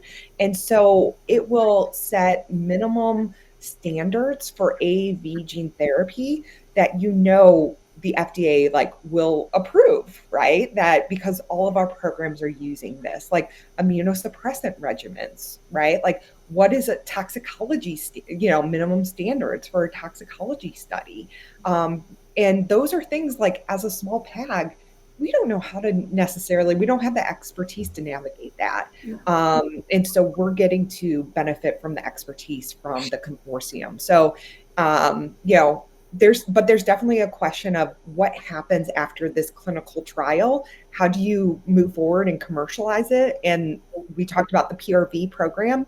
If that doesn't get renewed, there's real questions as to what happens.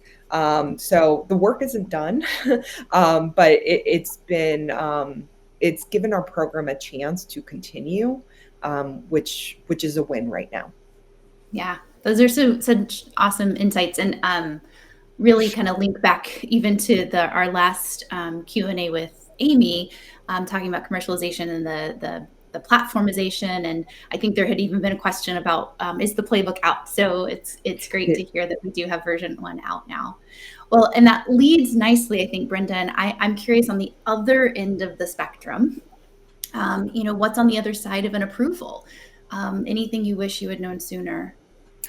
I think if I look back on my journey, so I have 2 adult sons with severe hemophilia. And I remember when I had my first hemophilia treatment center appointment at 3 days old, I was told, we're going to have a gene therapy by the time your son is probably 16. So everything will be great. So this is something that our community has been hearing about for years. And so finally, the reality is here. So I think that what we missed was how few people will actually be able to access the gene therapy. So first of all, I think we have to think about, from a public health perspective, we're talking 1 in 5,000 live male births. We have 30 to 30,000 individuals with hemophilia. Probably many more than that, though, if you include women. Women are not part of the gene therapy. It's not indicated for women. So realistically, I think the number of people who actually can have gene therapy in the hemophilia space was very small. So if you think about, we learned that we're looking for healthy participants, right? We learned about that yesterday in one of the sessions. And for us, it's not indicated for a pediatric population. So it's really 18 and over. So if you look at our community, we lost, a generation of men to the HIV crisis. And so that makes our community very wary of new technology. So I think that is something, that we always have to focus on. So I think, people who have, any sort of liver disease, if they have inhibitors, to the medication. There are all these limitations in terms of access that we really didn't understand until we got further into the process. So, I think for consumers, when you hear about, I have a drug, it may not be great, but it's taking care of me or my child.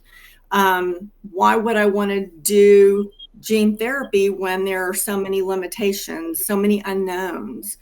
So I think that was another piece that we really had to get our heads around too. So, I think a lot of times there's this, if you build it, they will come mentality.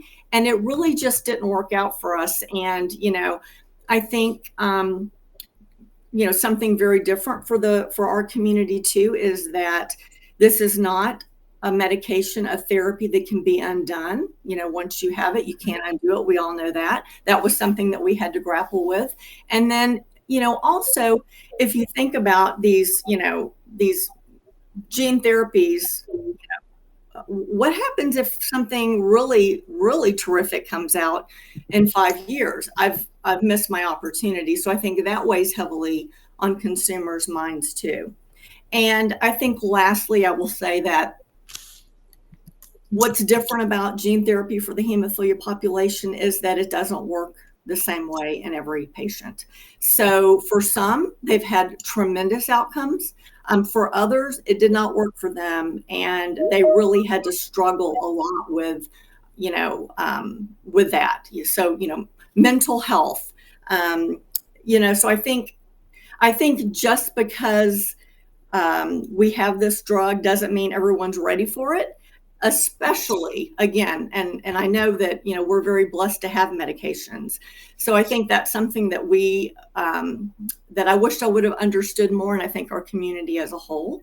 And I think we talked about the high cost of gene therapy too, and really doing work with payers. We did a lot of work with payers, but we're still seeing a lot of pushback. So yeah. Yeah, it sounds like it doesn't get easier after approval, is what I'm hearing you say. That it's complex, the whole journey for our rare disease communities, and that's tricky. But having approvals in hand is certainly a bonus and probably a happy thing to deal with. But I think we can switch a little bit. Kelly and Amanda, y'all are kind of in the thick of the clinical trial messy middle, right? Mm-hmm. And so we had a nice question come in through the chat asking about your experience partnering with sponsors, and how have patients had a seat at the design table? How have those collaborations looked? Incorporating the lived experience and disease factors when they're picking, measures, designs, all of that. Sure, I can jump in here. I think it's been really important for us to try to, as patient advocacy leaders, to bridge the gap between the patient community and the industry developers. And, really doing things like taking patient surveys, really finding out what are the meaningful outcomes that will show success to the patients, not necessarily using traditional endpoints that have been done over the years. And really, we try to serve on as many patient advisory boards and committees as we can, just to make sure that communication is happening from the patients back to the developers, and really, just pushing the patient community too to stay involved, making sure that they're continuing to participate in the natural history studies if they're not yet eligible for to fit within a trial design. Also, make sure that they are just staying involved and as much as they can, and especially through our big Facebook group, our portal, we kind of Facebook MD for some of us, is really sharing your stories with the community of how you're feeling, and also keeping your registry updated. So if you have a patient registry, making sure that your patients remember to go back in and update what's in their portal. So really just keeping that lines of communication open and making sure that our patient community is active and engaged and ready to participate when their turn comes, because I think the enrollment will change as they continue to expand their ability to enroll more patients. We need to make sure that our patients are prepared and educated as much as possible. That's one thing we do ask the drug developers in the space. Is I constantly go back and say, what can we inform the patients of? What news can you release to them? Everybody wants to know. And I always I get so excited when I have even the smallest message just to send send to our patient community and say, oh, listen, we have an update. Here's the latest. They've started enrolling phase 2 or whatever the case may be. And just letting the industry partners know every little speck of information is just so exciting for our patient community here. So really trying to keep those lines of communication open. Yeah, I mean, I would totally echo all of that, especially the education part. I think Kim and I have probably been on multiple phone calls, with all of our different industry. We constantly are coming back to them of like, how do we educate our families more? How do we manage expectations as much as we possibly can? As this is new for our communities, we're moving into all this, excitement times. Us as parents are incredibly hopeful. So any piece of information we get really keeps restoring that faith. I will say, coming into this role as a parent, and not really understanding the drug development process, understanding what to expect, there is this kind of stigma of how industry interacts with families and vice versa. And I've been pleasantly surprised that stigma was not correct. We have had really, really lovely experiences of really engaging from very early on with our industry groups in multiple different ways. Like Kelly already kind of touched on it, whether it's, advisory groups, whether it's us looking at the, consent language, whether it's us, helping to create endpoints and outcome measures together. It has been really a hand holding hand kind of experience. What I will say, what I found very interesting, and Sarah pointed on this a little bit, when it comes to that, when it comes to that relationship, what I've seen change a little bit in the last 7 years I've been in this role is how much now the patient advocacy groups are really taking the bull by the horn in some ways, and kind of saying, we're not going to wait for you to do this. We're going to do it ourselves because we don't have time to wait. And we have the expertise, and we have people out there doing golf tournaments, bake sales, walks, whatever, cornhole tournaments, whatever it may mean, to raise money to do this. Mm-hmm. So what we're seeing a little bit is kind of the adverse to where patient advocacy groups are creating, and validating outcome measures. They're creating, they're having amazing databases full of rich data to provide to expedite research. And to me, that's incredibly fascinating. And it shows, I think, a sophistication in the PAG groups, and the importance of industry working with PAGs and how much the patient advocacy groups have to provide to help industry move quicker in some ways.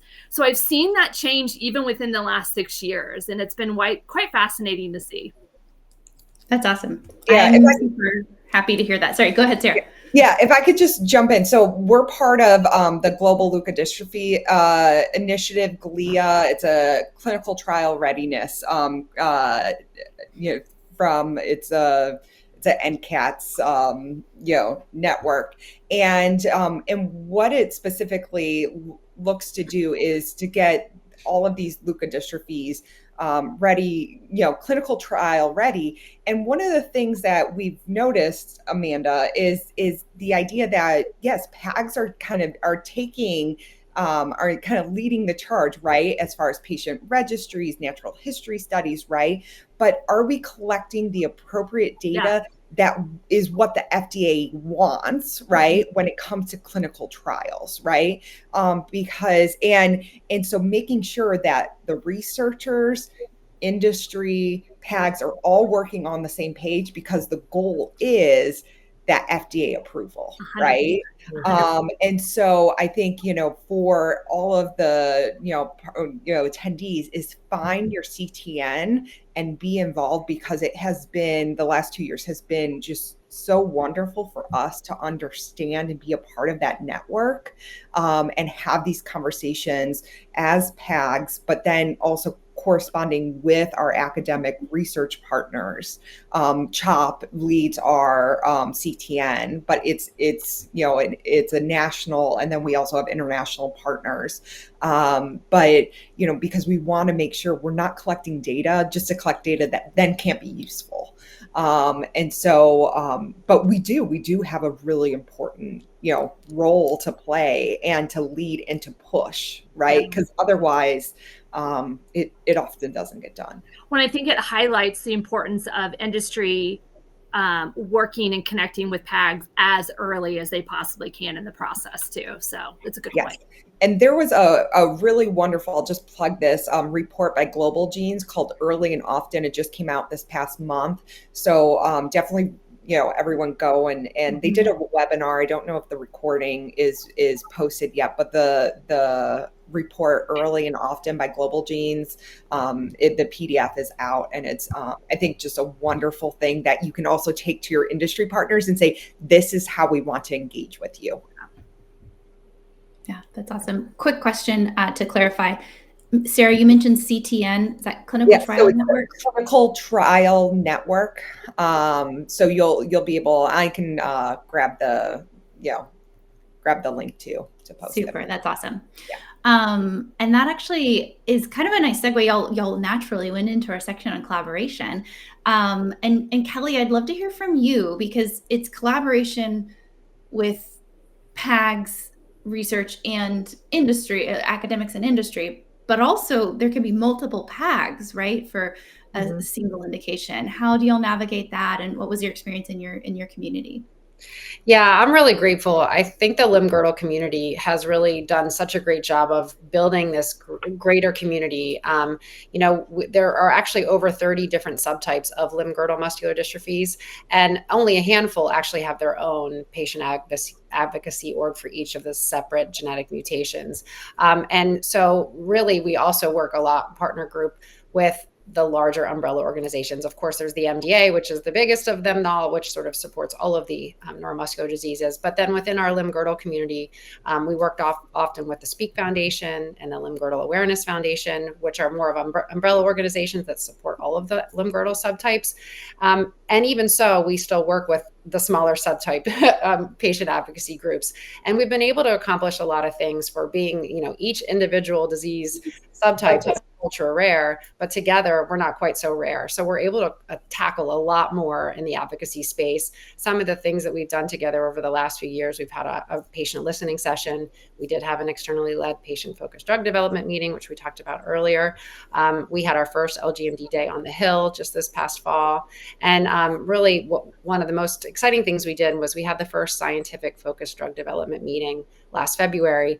And it was an ability that we were able to get all of the industry leaders in the space that are working on something in the LGMDs, the FDA members, patient advocacy leaders. We were all in a room together to really talk about what is the disease state like, what are the current industry developments happening right now. And we were able to educate the FDA in this larger group, because really we can't expect the FDA to know everything about every single rare disease, about every single subtype and nuance. But if you can bring together a group of patient advocacy orgs that are on a similar, type of disease state, that you can really work together and more efficiently for the FDA, but also for your patient communities. So I'm really excited about the work that we're doing together. And most recently, we also were able to develop to get an ICD-10 code for several of the limb-girdle muscular dystrophies, which is a really big deal. We were previously known as muscular dystrophy subtype, unspecified subtype. So now we're actually have a limb-girdle code, which is really going to be important moving forward for our limb-girdle community members. And so, I loved that we're able to, work together and really accomplish more in a shorter amount of time, because as we know, we can't all do everything alone. It's just too much to tackle. Congratulations on getting an ICD-10 code. As somebody who advocated for my own rare disease that I was working with, we did not make that over the finish line. So that's a feat in and of itself. So congratulations. Thank you. We're excited. Brendan, I wondered if you might want to chime in a little bit, because as we're thinking about collaboration, I think you mentioned, having to also talk to payers. That's another piece of this puzzle that we haven't touched on quite as much. And just curious your thoughts on you being in the space for some time. So, similar to Kelly, we actually did bring collaborators together. And, for many years prior to really diving in on gene therapy, we had a novel tech and gene therapy conference that we did about every 18 months. And, we brought researchers together from all over the world, and they really could learn from each other. And we made sure to have the patient voice at those meetings so those researchers could connect with what they were doing in the lab and with a patient. And so once we really started our gene therapy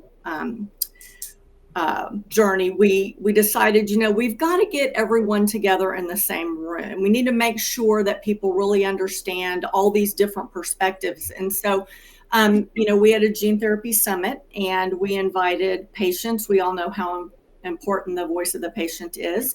We also had physicians there that are treating patients with hemophilia. We had payers there, policymakers, pharma. We had our, agency partners. Dr. Marks was there, for example. And then I'm really proud that we actually had other rare diseases at that meeting. So it wasn't just all about hemophilia. And, I think what we learned from that meeting and what we continue to see is how much we all need to be educated, how much more there is to learn. And, I think a key finding from that meeting too was we have to do better at explaining this really complex science so that our patient community can understand it. So, what are the in terms of the outcomes, I think it's really important to break that down so that people really understand what they are. So, the need for more education, more accessible information was something that, that was a big takeaway for us. Yeah, that's awesome. And on the topic of education, apologies, I realized we didn't define what ICD-10s were. So for the folks in the audience who may not be as intimately aware of our medical documentation system, but ICD-10 codes were originally, like an epidemiological phenomenon, so we could track diseases, but they are diagnostic codes. So it's a coding system that all clinicians agree upon that we use to document and define diseases. And what we have learned over time is that with the genetic, evolution of learning and identifying all these genetic diseases, they've been bucketed under more general terms. And so they can sometimes get lost in the coding system because they don't have that specific code attached to their particular disease. So I think that's what, Kelly, you were mentioning, right? Of y'all were bucketed under muscular dystrophy, but there's so much more detail that could be gleaned having those specific codes in hand. I appreciate you taking that question. You answered that way more eloquently than I could have. Oh, big sorry. I appreciate it. I lived in that space for a little bit in that advocating from the physician side. But thinking about education, I think, Amanda, we had a nice question come in for you about you mentioned the importance of educating patients. And so I'm curious what the group thinks about the role of providers and clinicians in that education system. Came in from the audience. Yeah, I think it's just as vital and important as well, right? Like one of our main functions of our ladder learning network is that those clinicians are an extended mouthpiece of the foundation and of the knowledge of what is happening in the research and therapeutic field. We have some people who will go to our clinics that have never, been on a Facebook page of any of the foundations or don't receive newsletters to keep up to date. So their only way to connect to what is happening in the Angelman space is through that clinician. So whether it's through the clinic network or through clinicians, period, for us, that is a huge kind of focus in our next few years is how we educate the clinician field, period, on Angelman and how we help them understand the therapeutics that are possibly out there and how they can educate their patients and help them make the best decisions for their families when it comes to therapeutics coming down the pipeline. Like I said, I'm often shocked that there are, a clinician will call and say, this family is really struggling with getting this resource or this safety bed. Can you help them? I'm like, have they never heard of the Angelman Syndrome Foundation? Like, how would they not know?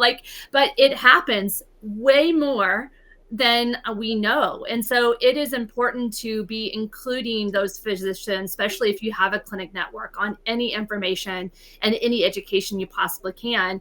Also, they are a trusted source within the community. A lot of our community may not trust industry because they have maybe a preconceived notion, or they don't know, they don't get to interact like I do. I have the privilege of getting to work with the industry partners in this work. So they trust the clinician when the clinician says, this is a possible therapeutic option for your child. I'm really excited about it. And this is what you can expect. And this is what we're seeing. And this is what the data is telling us. That is a really, really crucial and safe place for those families. So to me, it's a lifeline for them. That's awesome. I wonder if I can turn it on its head a little bit too, as a clinician who used to be in clinic. Yes. I learned a lot from my patients who Mm-hmm. sometimes have their finger on the pulse of what's going on in their communities, especially folks like I'm assuming are in our attendance today that are, engaging here. So I do want to put a plug out, just like the patient community has so much power to educate up also. They do too. They absolutely. I don't know how many times I have families that say, like, I just want to be a mom in the appointment.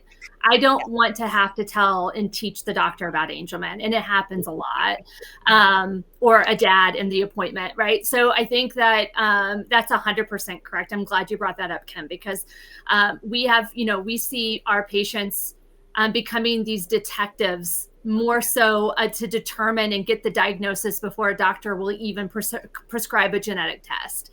And so, I think our caregivers are amongst one of the most strongest, resilient, dedicated.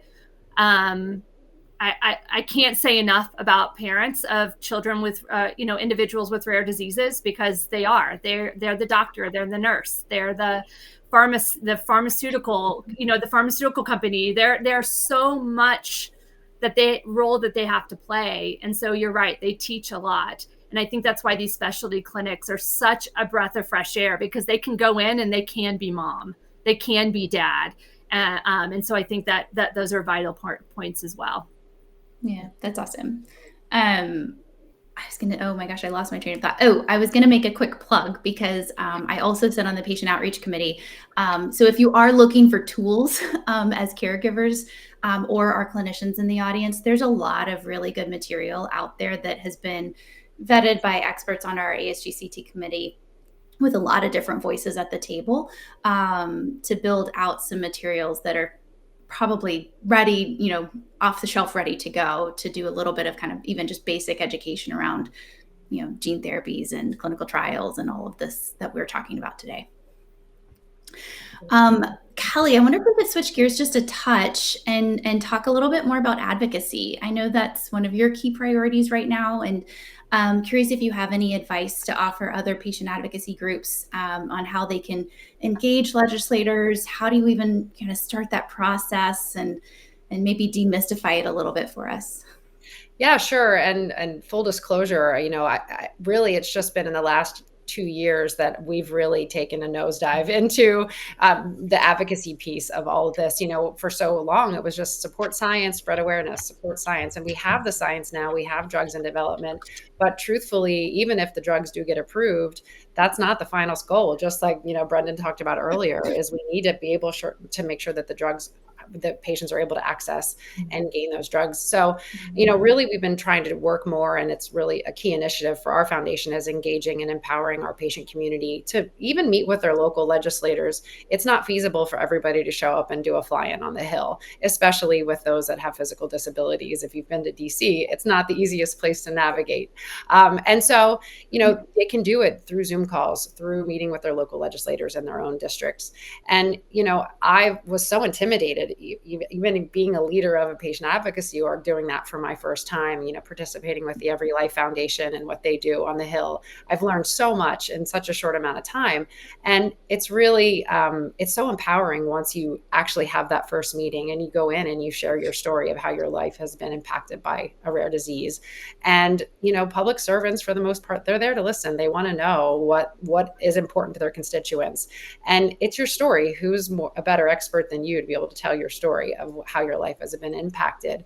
And, there's so many bills out there right now that are specific to supporting rare disease. Obviously, we talked about the PRV earlier, the pediatric review voucher, and we're going to keep advocating that, and hopefully that can get back into a bill soon. But really, there's so many bills out there that, like I said, are there to support our community. We just need to educate what they are, like the Orphan Cares Act, the Safe Step Act, things like that, to make sure that drugs can make it to the finish line, but that also patients are able to access it in the long run. And again, some of the smaller disease organizations out there, you're not able to do these on your own. Don't feel like you have to reinvent a new wheel. Like I said, Every Life Foundation has Rare Across America and their own, Fly In on the Hill, where you can join the greater rare disease community, or you can team up with similar organizations like your own. And like we did, we had a limb-girdle day on the Hill. It wasn't just a subtype specific day. And so, just go in, tell your story, and tell what's important to you, because it really can make a difference in the long run. Yeah. And Sarah, it sounds like you guys had something similar, kind of pairing up with an adjacent disorder with how small MSD is. I wonder if you could speak to that a little bit. Yeah, so we have I call them a sister disease, so MLD. And what's unique about kind of our relationship with MLD is that when you do newborn screening for MLD, you pick up MSD children too. And so MLD just had their gene therapy approved last year, about a year ago, by the FDA. And so they are now in the process of going through their RUS nomination for newborn screening and going state by state. And so for us, obviously a win for rare disease overall is a win for everyone, but specifically for MLD, it is important for MSD that MLD gets newborn screening. And so we, as an MSD community, are working very closely with our MLD partners to ensure that they, get their RUS nomination approved, go state by state for their newborn screening for those states that are not RUS aligned, because you will pick up those children.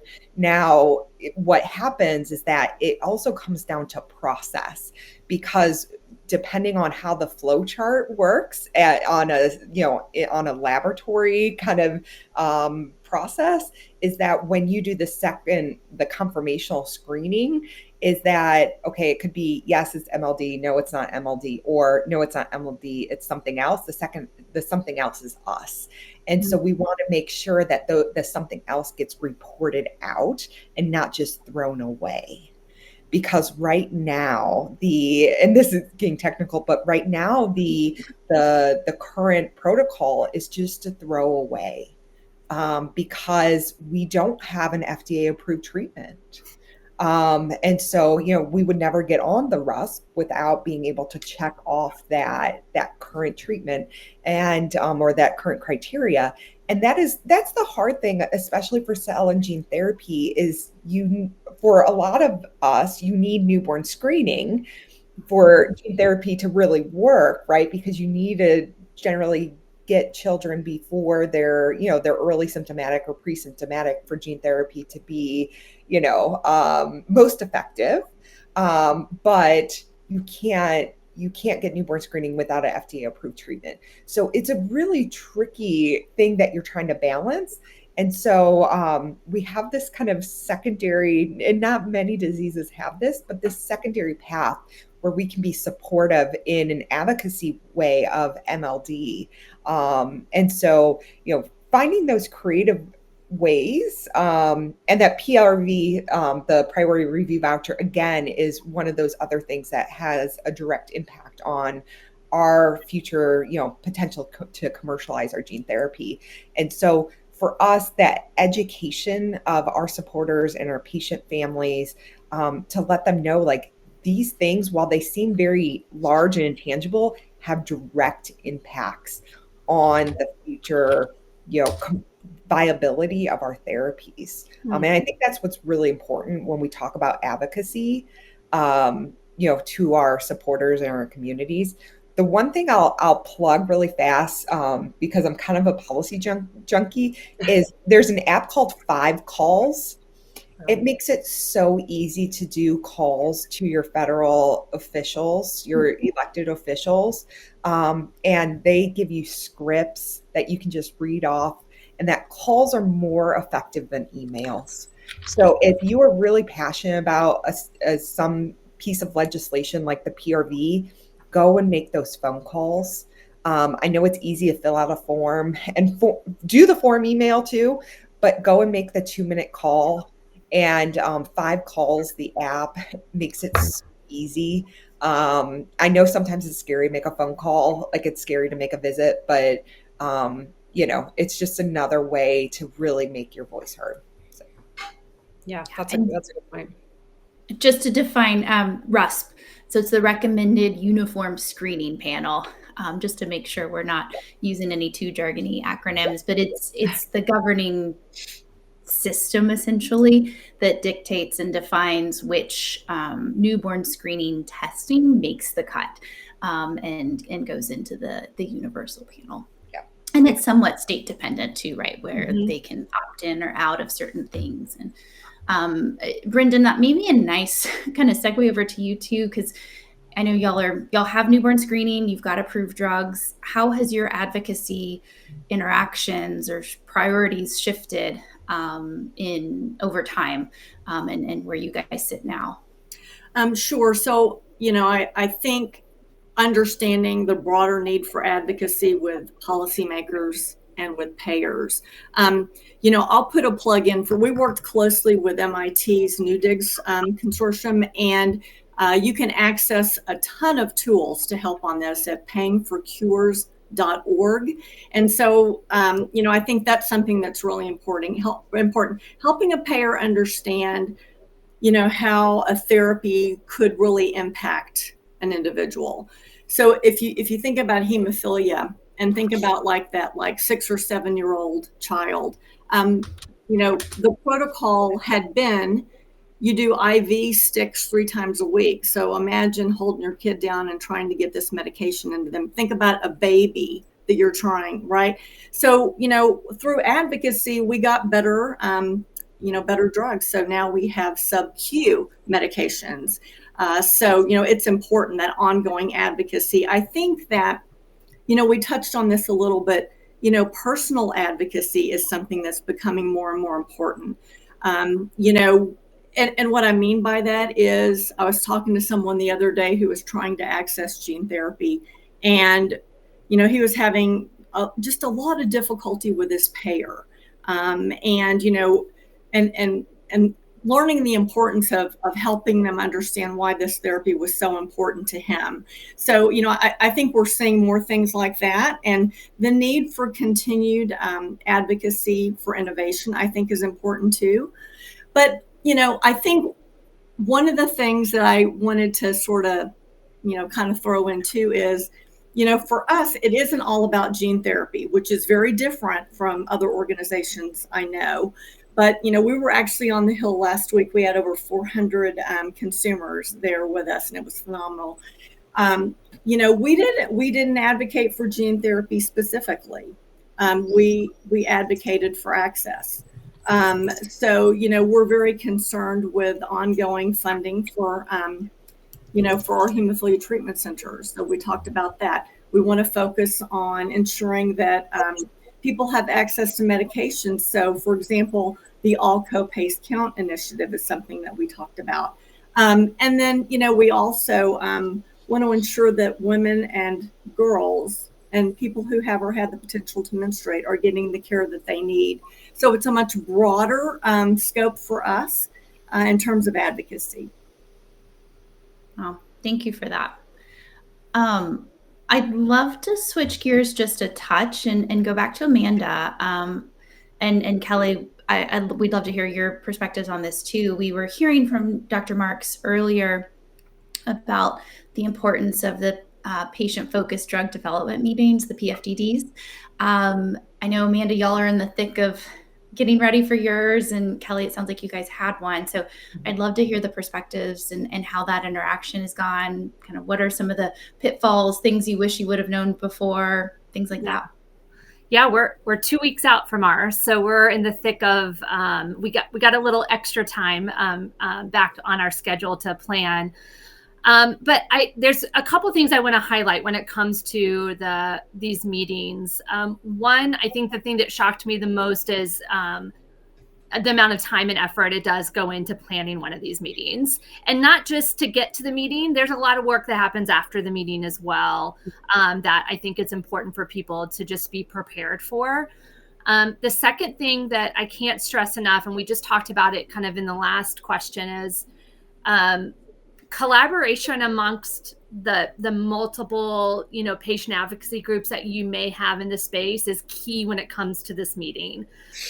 Every patient advocacy group that is supporting your specific disease has their own niche and has their own expertise. And so doing it alone, it doesn't benefit the community, and it doesn't benefit FDA hearing the truth, the complete story. So the one thing that we did was, from the very beginning, make sure that we brought the two organizations in the U.S. together from the very beginning to work on this, to create the survey, that was going out to the patients, to determine the testimonies we were going to hear from, to talk about the discussion starter questions, to get as many diverse perspectives at that planning table, to make sure that when the day comes for your meeting, that the caregivers and the caregivers that are calling in, that they hear themselves in the stories. If they're not able to articulate themselves, or if they're not able to be on the meeting, that they can hear their situation. They can see themselves in all of the patients in some ways, because, with Angelman syndrome, it is a very diverse disease. It impacts all ages, and all ages have different struggles that they deal with. So it's very, very important that you bring as many people to that table that can give a really, really good, diverse presentation to the FDA. The conversations with the FDA leading up to it have been fantastic. We're very lucky that between the two of our organizations, there's a lot of years of experience on doing these meetings. And so we've been very, very helpful and very, grateful of having that experience there. I can't really tell you how the meeting's gone yet, because we haven't had it. But I can tell you that putting it together, a lot of work, a lot of resources, but the importance is bringing the right voices to the table to plan that meeting is crucial. Yeah, and I echo all of that, Amanda. We had ours, I believe it was 4 years ago now. I'd have to go back and see, but it is a ton of work. And, for us, again, since there are so many subtypes, we sort of put it out there to each of the patient advocacy orgs in the space. And some of them just said, we're not ready yet. We're not ready to participate yet. So we kind of left it open, knowing that there's no way we can come and, present for 30 different subtypes. So we took about 5 different subtype representatives and we worked together. And it was, to your point, really nice to be able to get videos of people sharing their story of all different ages from all different parts of the country, impacted in different ways. And it really showed a very vibrant picture of how this disease is, there's a lot of heterogeneity even within the specific subtype. But I think what's been most impactful, seeing that it's now behind us, is I've actually seen some of the drug developers in the space utilize information from the survey in our report that has been published since then. And they've done screenshots of, the burden of the disease to the patient community. What our patients fear for the most in absence of having a treatment. And so they're using that now as they're developing their trial design. And I think that's sort of the best bang for the buck that we got out of it. Is, yes, it took a lot of time. And beyond that, it really helped us grow closer as a community, because it was such a collaborative effort. We met weekly for hours and, really try to fix the pieces of the puzzle to make it happen. And some of the leaders in these other rare disease, in the limb-girdle spaces are now like my best friends. We talk all the time because we've gotten so close and we really work so well together. So, it could have ended up in another way. We could have gotten in a lot of fights because of all the pressure that we were under, but it didn't. It worked in a good way.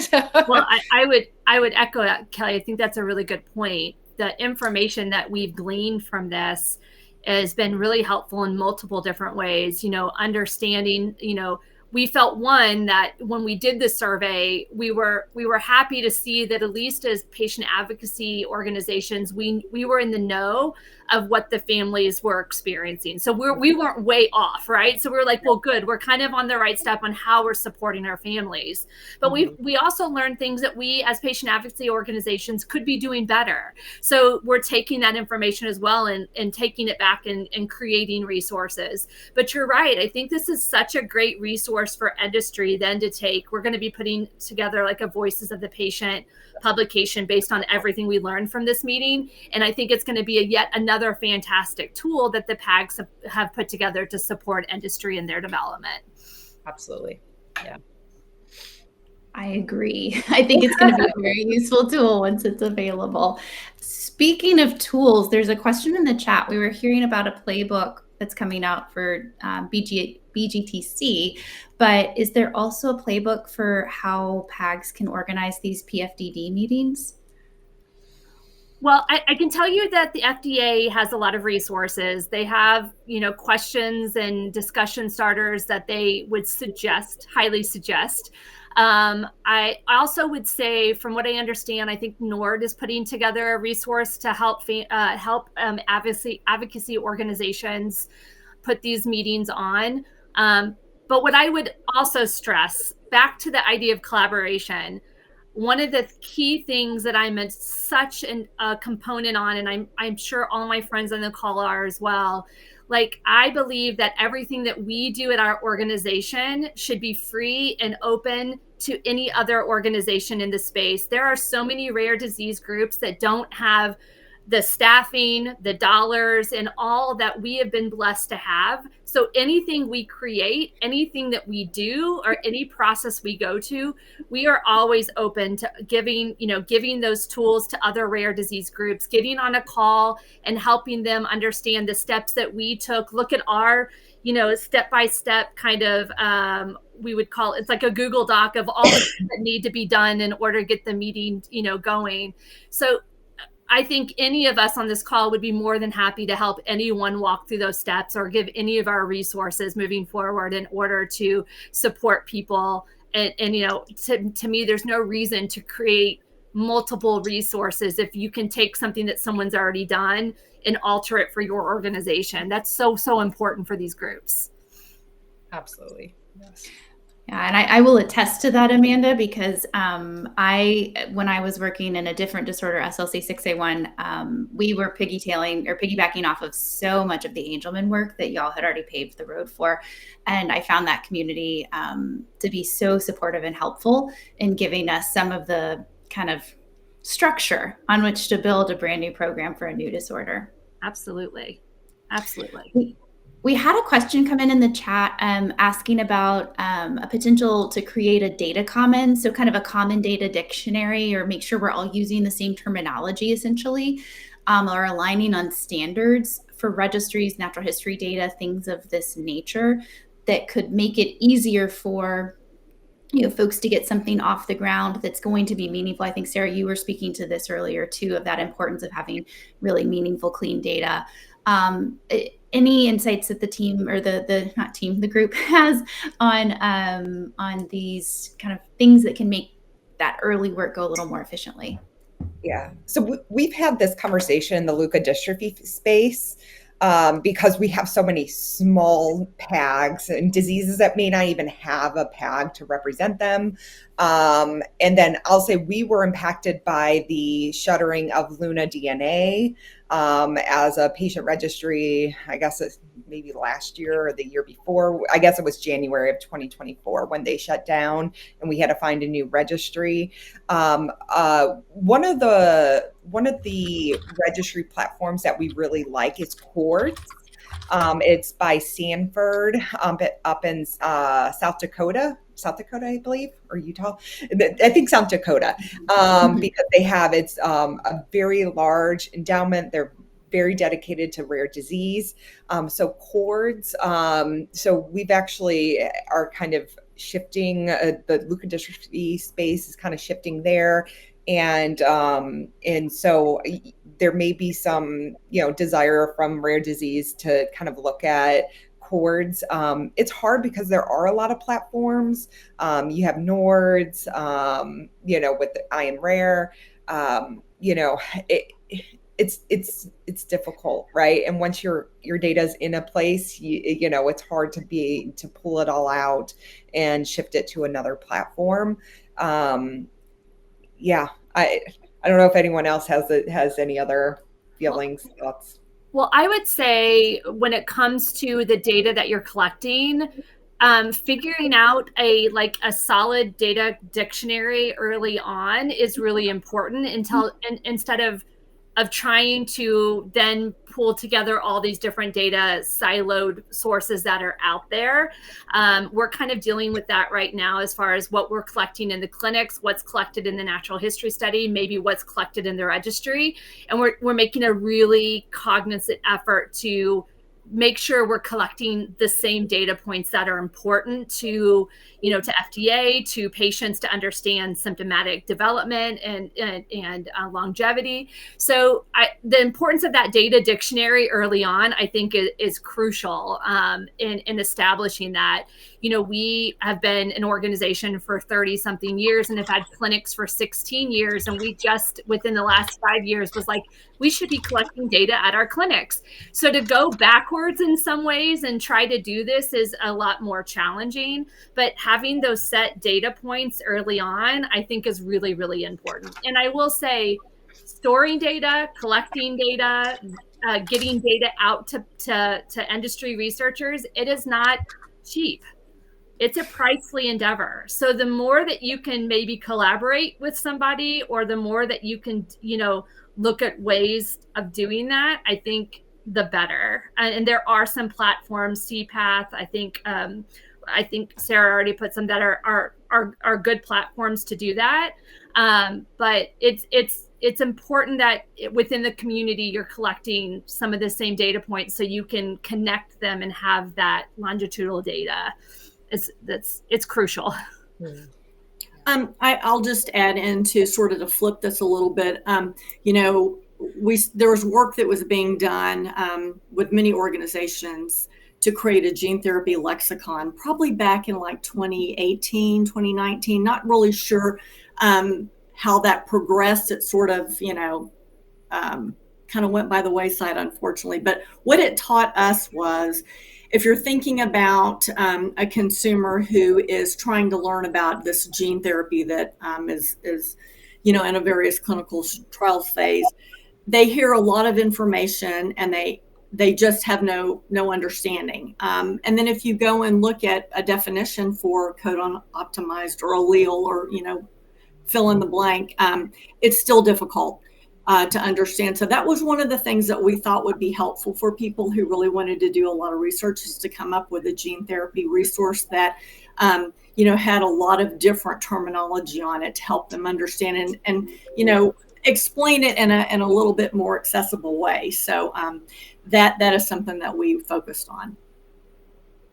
Thank you so much, everybody. That's a nice place to end. And I'm going to make one more patient education or patient outreach committee plug, because that was one of the projects our team actually took on, was developing ASGCT's version, at least, of some common definitions, just to try to make sure that we're all using the same lexicon, the same vocabulary. And when we're talking to each other, we're using the words, and we know what ASGCT means, at least when we're using these different words. So such really great discussions, amazing insights from all of you. Thank you so much for your time this morning. I'm sad that this is coming to a close, because I think we had a few more things we could have gotten through, but wow, what an amazing discussion from the crew on the call. Thank you for your time. Thank you for your dedication to rare disease, and for each of your organizations and all the work you're doing. Thank you. Thanks for having us. Thank you. It's great. So with that, I have to bring this session to a close. I am confident that there are many attendees that have benefited from hearing all of this. So thanks for your experience and advice. So this leads us into our final session of the day. And we're going to get to hear a conversation between Jennifer Seidman, who is the Director of Community Engagement for Courageous Parents Network, as well as Megan Mack, who is the CEO and founder of Childhood Dementia Initiative.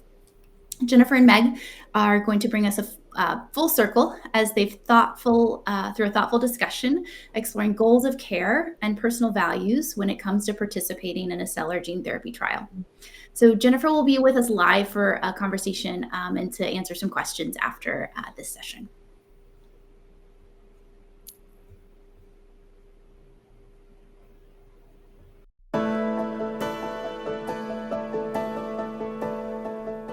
Hello, everyone. I want to thank ASGCT for inviting Megan and I to come speak with you today. We're really honored to have the opportunity to participate in this conference. Meg and I will both talk today from the perspective of parents making a decision on behalf of our child, but I think much of what we are going to say is applicable to you yourself if you are the patient. I thought we'd begin by doing some brief introductions to who we are and how we came to be here. My name is Jennifer Seidman, and I am currently the Director of Community Engagement at Courageous Parents Network, which is a digital tool for families caring for medically complex children. But I myself am also the mother of 3 children. My middle son, Benjamin, was diagnosed in 1997 with Sanfilippo syndrome. And my husband and I worked for decades, actually, to push the needle for research. And it is through that sort of research push that the patient organizations often have to make that I came to meet Meg. And I'll turn it over to you, Meg. Hi, thank you very much for having me today. I'm Megan Mack. I'm the founder and CEO of an organisation called the Childhood Dementia Initiative. I'm based in Australia, but the work we do is for children around the world. Our work is really looking at the conditions that cause dementia in childhood and bringing together as a collective in order to drive accelerated research pathways and improve care and support for families who are living with these disorders. I, like Jennifer, came to this space because I'm also a mum. I have 2 children who also have Sanfilippo syndrome, the same condition that Jennifer's son Ben had. My children, Isla and Jude, are now aged 16 and 14. And prior to the work that I do here, I had actually started another organisation called the Sanfilippo Children's Foundation, which was really focused on driving research for their condition. And I'm really honoured to be presenting today with Jennifer because, you know, a lot of the work that we did at Sanfilippo Children's Foundation and the work that continues was really done on the shoulders of the work that Jennifer had done within that organisation. I think that's a really beautiful, you know, thing to point out, but it's really important to note that that building on the work of previous families is a really big part of what we do. Yeah, I mean, Megan and I really represent 2 different generations of families involved in driving research. When Benjamin was diagnosed in 1997, the science was very basic back then. We were talking about AAV2 vectors, gene therapy was only just on the horizon.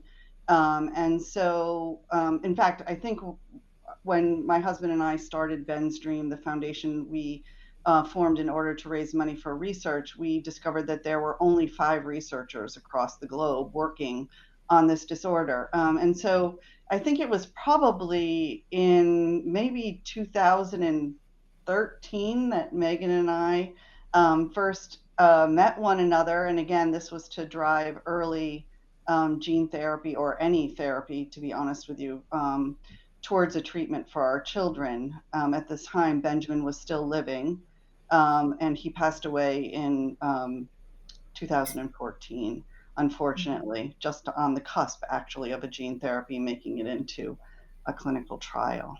So Meg and I are honored to be here today and talk to you a little bit about what the experience is as we fundraised.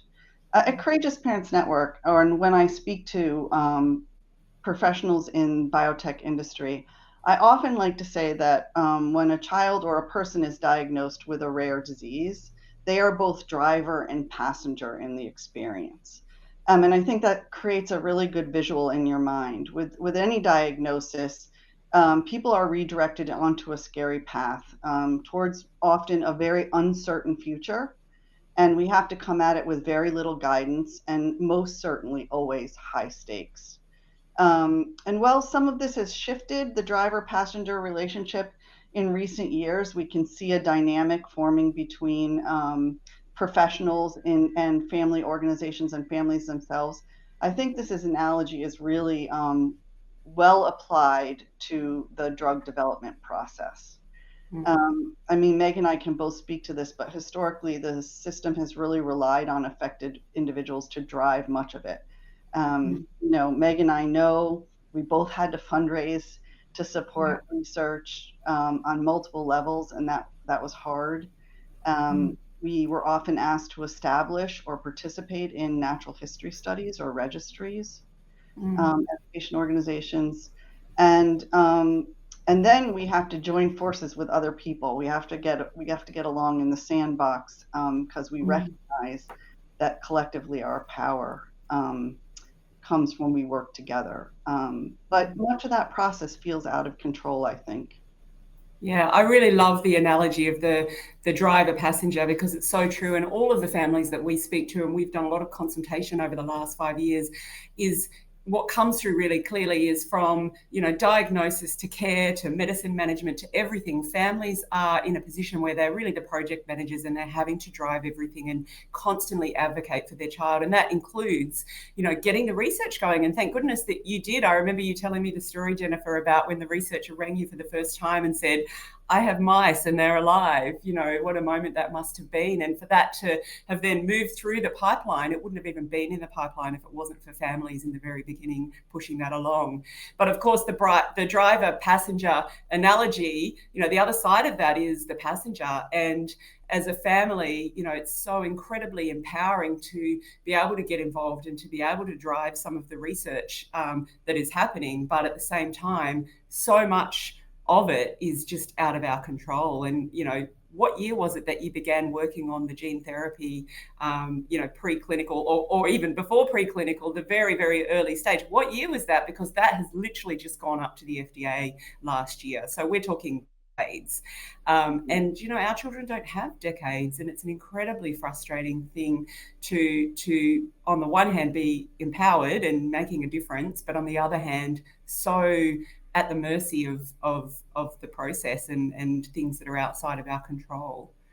Yeah, I mean, I think so much of the process can feel that way for families. And I often say to patient organizations and to biotech professionals, advocacy, or whatever stakeholders, that we need to look for the seatbelts that families can, that they can offer families to feel like they have more control in the process. And what can we provide for them during that moment? So a good example of this that you and I both experienced, Meg, was that we were driving along this research, and as soon as it was licensed to a company, that typically would be a moment at which the family foundations would be one step further back from the process. Now, we had a unique situation where we were investing in a company and we were able to sort of follow the process along a little bit further. But then that also, we also got removed. So there is that moment in time where I think the process feels out of control for families. Yeah, absolutely. And for context of the audience, I had 2 children with Sanfilippo syndrome. Actually, one of them did get to participate in this clinical trial. So I did end up having lived experience of what that was like for families. So not only were we advocating and fundraising and building on the work that had been established by Jennifer and her organisation, I then got to put my mum hat on and live with my daughter as she went through the clinical trial process. And, you know, again, that was, I kind of look back on that. It was 2017 when she was treated, and I feel like, you know, we were really pioneers at that time. I didn't have any peers. I didn't have anybody that I could call on who'd been through that experience. There weren't very many seatbelts. And if I'm really honest, I wouldn't have wanted the seatbelt because I wanted to go as fast as we could, because we knew that we didn't have time. So it's a really interesting tension, isn't it? But I do think, having been through that experience and still going through it, we still do follow-up 7 years later. There is a lot that could and does need to be done for families in the future as they face, you know, heading into these trials. Yeah, and in many respects, you're still on uncharted territory because Isla really doesn't have a significant number of peers to know what the course of her disease might be at this point post treatment. You can't do an apples to apples comparison, and I would imagine at times that feels a little isolating and slightly out of control as well. Yeah, it absolutely does. She's very much in this narrow kind of group of kids. So there was the kids before her who didn't get treated, and the kids after her who got treated very young, which we know now is what needs to happen. She was what we now realise probably outside of the window of intervention for any significant recovery of cognition or skills. So we're not saying it didn't work for her. We're saying we don't know, and we don't know what the trajectory of decline looks like now, what her body will do, what her brain will do. We really don't have that path mapped out clearly for us. So it's a little bit scary. Yeah. And then could you speak maybe a little bit about that situation or that moment in time when you recognized that Jude wasn't going to qualify for the trial? Yeah, I mean, it was incredibly devastating. So Jude is the youngest of my children. So we actually had greater hope for him. He was, I think he was about 6 when the drug finally came to trial, and he screened through all of the kind of stages of the screening. We'd relocated across the country to participate in this clinical trial. It was just he and I, so the family was split. It was an incredibly difficult time for our family, and we got to just before I think it was 2 days out, and he fell at the final hurdle, and that was he had come into contact with a virus similar to the one that was being used, and so had an antibody response, which ruled him out of receiving the treatment. It was actually one of the most devastating days of our lives, I think, probably up there with the day that they were diagnosed. And of course, I assumed his older sister, who had spent every single day of her life with her, if he'd been exposed, she would have been too. And so at that point, we thought it was all over for our children. So we packed up and came back to Sydney, where we live. And the first thing we did before we even, considered screening her for the trial was to test that she didn't have the antibodies that Jude had, and she didn't. It was amazing. We couldn't believe it. But of course, then we had this period of, okay, well, we need to keep her in this state. And this was 2017. This was years before COVID, before we knew about how, viruses were spread and masks and hand sanitizer and isolation. So we were doing all of those things that, 3 or 4 years later, the whole world did, but we were doing them early to keep her free from contracting the virus. And it was a couple of months that we did that. And then we were very fortunate at the end of 2017 for her to receive the gene therapy treatment. Again, we weren't sure what that meant for Jude. We were hopeful that the work that was being done on children who had that antibody positivity might have come, and we didn't want to re-expose him. And of course, she post-viral treatment was shedding significantly. So we actually spent probably about 4 months separated as a family because we didn't want Jude to be re-exposed. And that in itself was a huge challenge for the children, for the entire family unit. But, I think you do what you have to do, don't you? Yes, I think you do what you have to do. I also want to say to you, I can't almost even imagine being in the space that you were in.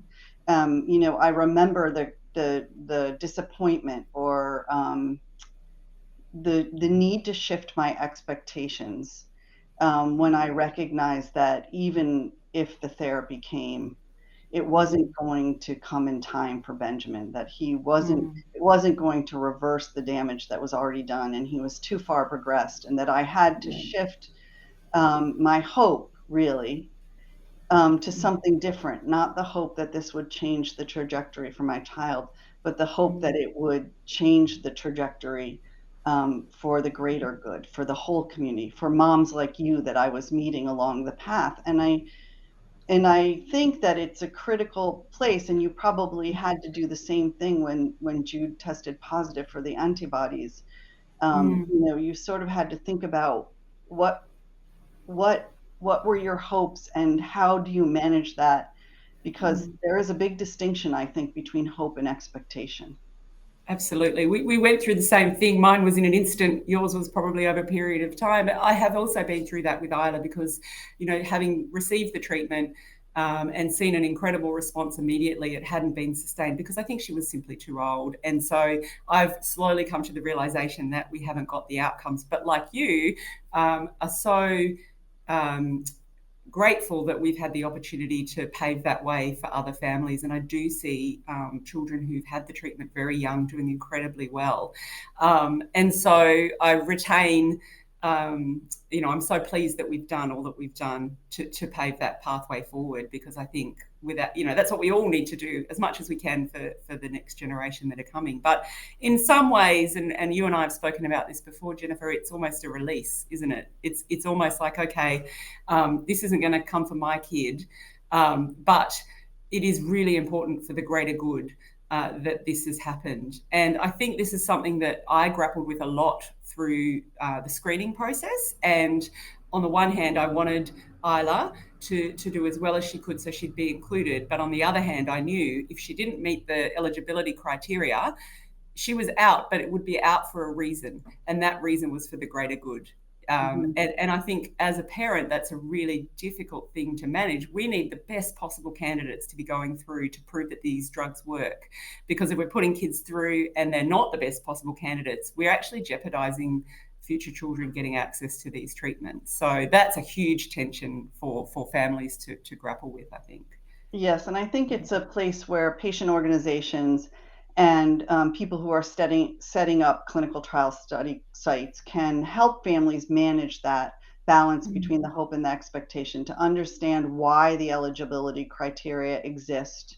Because I think we experience at Courageous Parents Network a lot of families telling us when they hear those criteria, what they experience emotionally is a sensation of exclusion, not inclusion, because oftentimes they see those criteria and they recognize that their child may not meet those criteria. And so I think that developing a good clinical study needs to address both the intellectual side of the patient or family experience, but also the emotional side, because a very wise pediatric palliative care doctor once told me that we make decisions in two places, our hearts and our heads, and we have to play into that. But yet in the process, we use words like hope so strongly. We use them to raise money.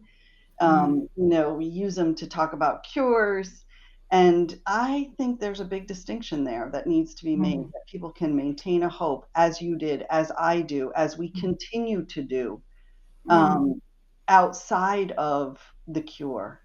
And I think it's very valuable. I think hope is such an interesting topic. We could do a whole panel on that. What hope means to me and what the rest of the society and community think hope means are very different. And what hope means to me now is very different to what it meant 11 years ago. 11 years ago or 12 years ago when my kids were diagnosed, I was hopeful that I would cure them, that they would.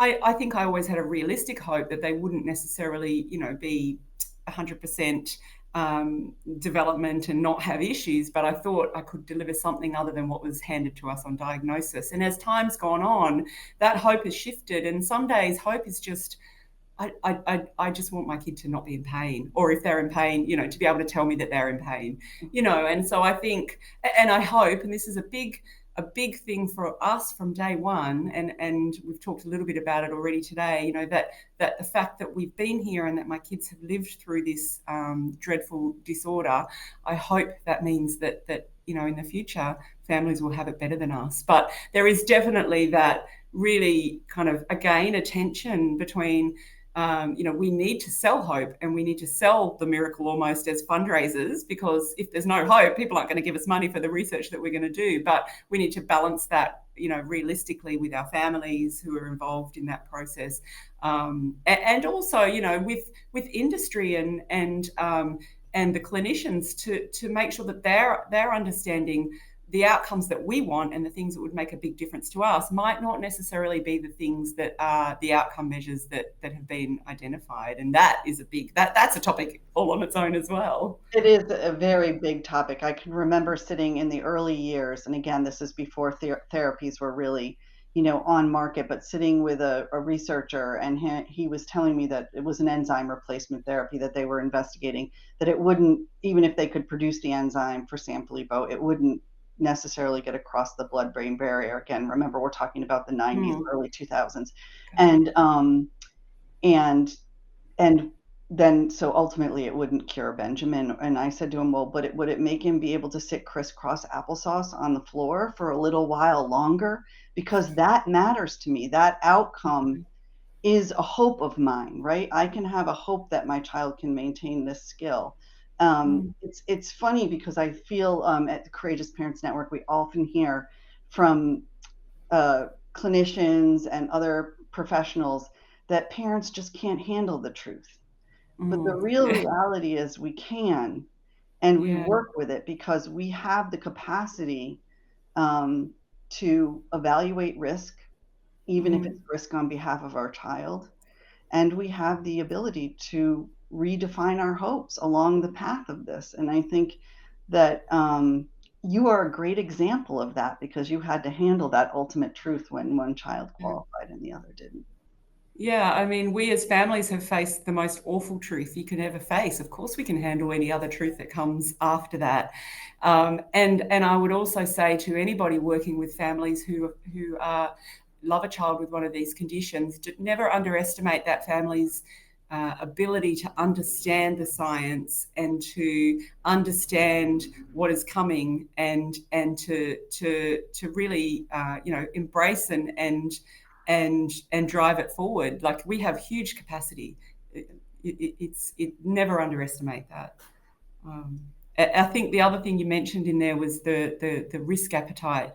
And that is something, I think, until you've been in the shoes of a parent with one of these conditions, you can't imagine the level of risk that we're willing to accept. And I always kind of laugh or flinch when I hear, somebody say, oh, but this clinical trial's, in another city and the family would have to relocate and that would be really disruptive to the family. And I'm like, put it on the moon, I'll go. The level of upheaval that we're prepared to take and the level of risk is significant. And I think, it's hard to imagine unless you're there. I think there's been some studies on risk appetite recently, which are really important in the regulatory processes as well. Yes, that's why in 2019, when we were developing the resources on Courageous Parents Network to support families' consideration of a clinical trial, we focused a lot on the fact that families have this ability to understand the risks and to evaluate which ones they are going to accept. I myself rejected a stem cell replacement for Benjamin, which was a burgeoning treatment when he was young, probably like 5, because I was looking at the developing child in front of me and the science that I knew was coming because of my activity in the community. And I thought, okay, 9 children have just died during this process. That's what had happened. I don't want that risk. I don't want the risk of that treatment, even if it might improve Benjamin's well-being to some degree. And I knew it wasn't going to be enough, or I had a sense from knowing the science. Right. So I agree with you that we are completely capable of understanding the science. And now we have so many more support mechanisms in place to do that. Organizations like yours, organizations like Courageous Parents Network, advocacy departments and patient organizations that can really help families understand the science. I just think it's really critical that we get the education out earlier, because I think oftentimes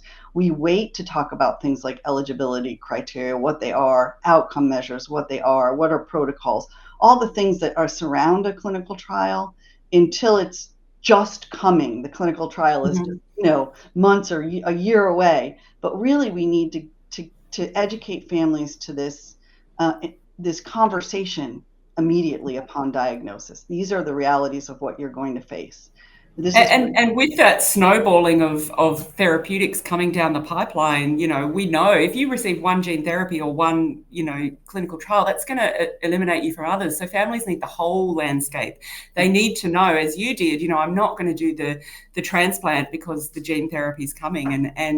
And I think the wisest advice I was ever given was by one of the researchers in the space, John Hopwood, and he said to me, "You're going to have to make a lot of decisions in your management and lifetime with your kids. Whatever decision you make will be the right one because you've considered everything in that decision." I often come back to that advice.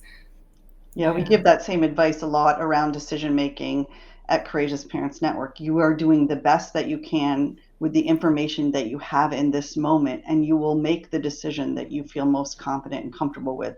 But we do need those people to help us with those seatbelts as we go back to that driver and passenger analogy. And I think one of the things that we can be doing a better job of or more of is this education around the process and remembering the emotions that are attached to it, because I think go back to that, you make your decision in your heart and in your head.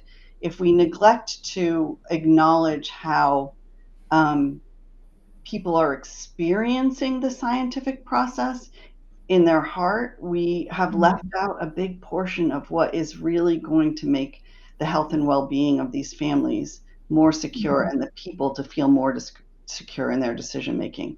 And that is really why we did our clinical trial unit to address the psychosocial and emotional needs of families as they're making these decisions. I think that those materials are so incredibly important, and I kind of wish that they'd been around when we went through it. And I am very proud that I got to contribute to that as well. That's another little legacy for Isla that we're able to give to the community. And I think it's so important that organisations like Courageous Parents Network are able to do that because, the protocols that come with these trials are often, very far from that. And whilst, of course, it's all about, the treatment of the patient, it's not just the patient, it's the entire family unit who are impacted. And so I think it's absolutely critical. But there is no reason why we can't be considering that as we're designing clinical trials and as we're putting together the policies that sit around, how we manage and help families through the process of clinical trial. I think it's critically important, and to be happening early in the design, not at the end when we're kind of about to go. Yeah, I think that's a really important piece that was probably missing a little bit when you were going through this. And I know it was an impetus watching you and my patient organization, my community go through this was an impetus for the development of the materials. One of the other things that you and I talking a little bit about was the fact that clinical trials are experiments. And I mean, and I think it goes back to that hope expectation thing again, that we use the word hope around treatments and cures so much that that we forget to remember that the trial experience is ultimately an experiment. And you go into it with a question that you're trying to prove, and of course you want the best outcome possible. And that isn't always the reality of what happens. And so it can be hard and isolating. So I wanted to just talk a little bit about how you might have felt, because you sort of had both ends, because you had one child who qualified and one who didn't. But did you feel that sense of isolation or? Oh, complete isolation. And the other thing that was happening at the time is we weren't allowed to talk about it. So I had, we weren't allowed to talk about it publicly that we were in the trial. And I had spent, I don't know, maybe 4 years whipping up my community into a support frenzy to fund the research and to, get this going. And then I had to just disappear and not tell anybody that we were doing. So I didn't even have my informal support networks around me. We couldn't talk to other families who were going through it because, that would have put some risk around, some of the outcomes on the trial. So by its very design, we were isolated. And of course, then we were isolated because we were worried about, the shedding of the virus and all of those things. So I think the isolation and the loneliness that came with it was tremendous. And of course, once we'd walked through that door, and I think I remember describing it to you, Jennifer, at the time, as we walked into the hospital and we left behind our future, because we didn't know what we were going to walk out of that hospital and what that future would look like. And that is incredibly isolating as well. Like, you have a community and you have your peers who are on the same journey as you, but the minute you step off that path and you receive one of these interventions, you don't know where you're headed. And neither do any of the treating clinicians. And I do remember at the time, lots of people would say to me, once we were able to talk about the fact that we'd been on the trial, but what does this mean and what happens next? And it was really difficult for me to explain, well, nobody knows. We don't know. We don't know if this thing that she's doing now is anything to do with the clinical trial. We don't know what it means. And I think that as a concept is a really difficult thing for people to understand and for families, to grapple with. And I hadn't thought about that until I walked through those doors at the hospital with Isla to have her treated. Yeah. Very, very. I never had to experience that. And the only way I can relate to it is that moment in time where I knew that Ben wasn't going to benefit from a trial, and that I actually, in pushing, I felt some of that same isolation, I will say, in pushing research and saying things like, we need the youngest kids, we need to make sure that something gets across the finish line. And here we are, as you said at the beginning of this, still waiting for that gene therapy that went into a clinical trial a decade ago. I mean, to get FDA approval. And generations of children have passed by. Generations, yeah.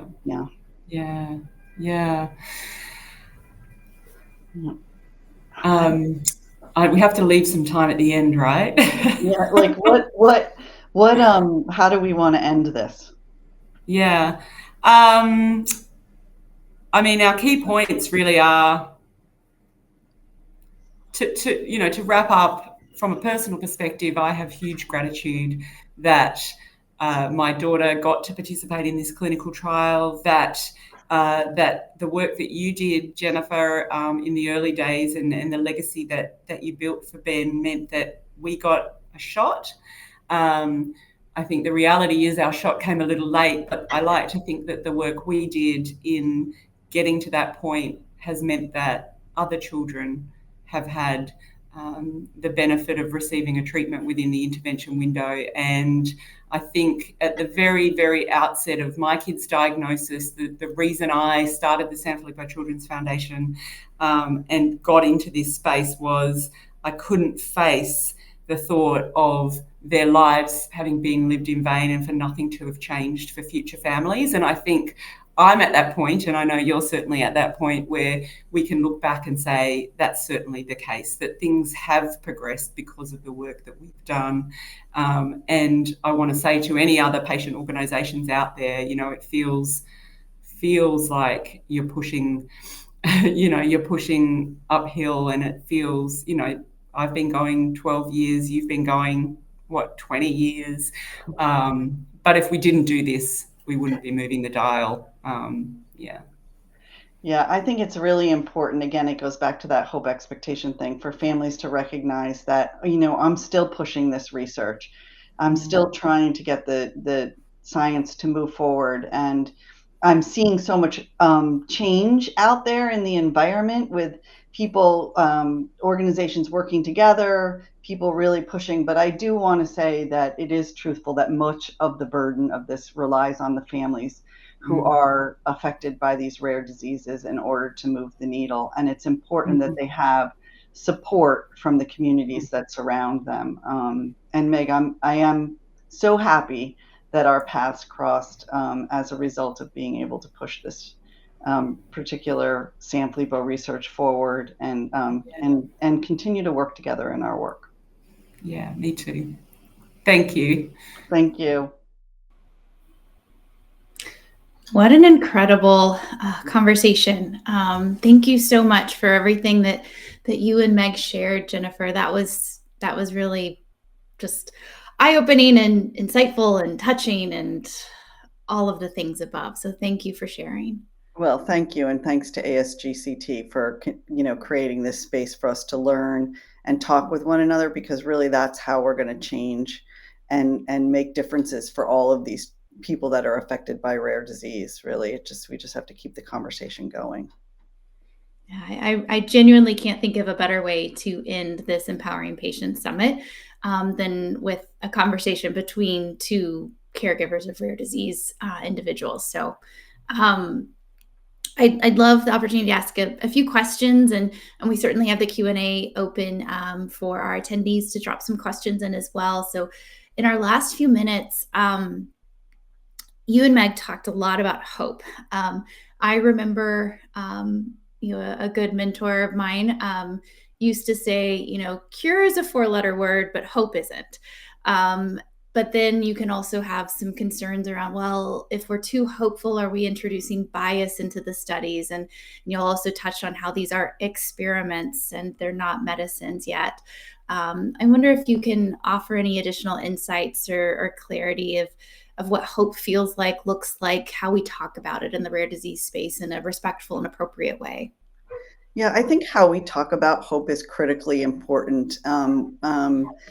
Not just in the rare disease space, but in the clinician space in hospitals, the way that our community talks about hope. And we talk about it a lot at Courageous Parents Network, and how human beings have the capacity to redefine and refind. And those are two different things, but they're both equally as important, right? You can redefine your hopes along your path, and you can refind a hope. It's important. Hope is important, after your child's diagnosed, anytime their change in baseline happens. It helps you adjust your goals of care as you're caring for the member of your family who's affected by a rare disease, and you see the shifts in their medical situation and condition. You adjust your goals of care. Hope and our ability to reframe it happens a lot. But unfortunately, what I've experienced is, and actually just experienced it on Rare Disease Day, where we have a tendency to qualify hope. I listened to a speech, and the individual was speaking about meaningful hope. And when we qualify hope, I fear that what happens is it leaves behind a certain number of people.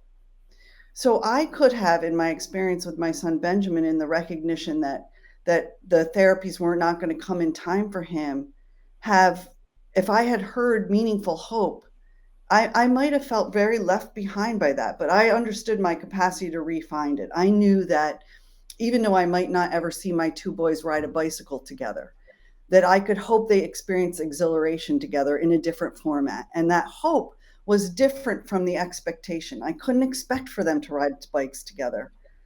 And we need to, I think, draw a bigger line between those two things. And it's hard because hope is inspiring. It inspires us to give money. It inspires us to think about, treatments and cures. But I think it's really important very early on, and I can't stress this enough, in the conversations about therapies and after diagnosis, to continually talk about a capacity to redefine your hope, and to be having those conversations about how they impact how we think about treatments early, very early. We really try at CPN to stress the early education of families when they're thinking about research and clinical trials. Yeah, I think that's spot on.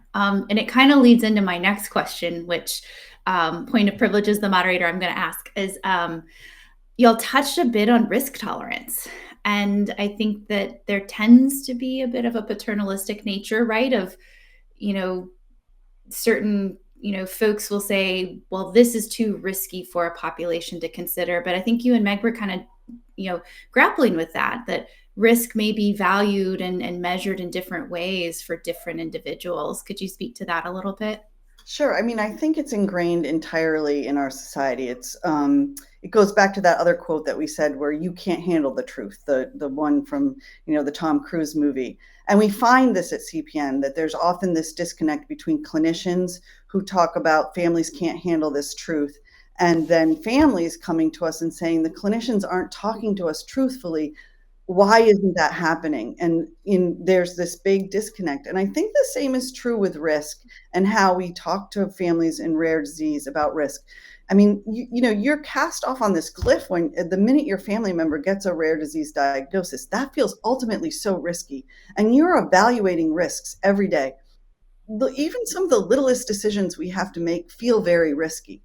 So we're building our capacity. And I think there's another assumption. The assumption is that families will do anything to save their child. And yes, that's our natural, normal instinct. But we also have the capacity to do something like I did, which was to say, this particular thing sounds too risky in this moment without enough reward.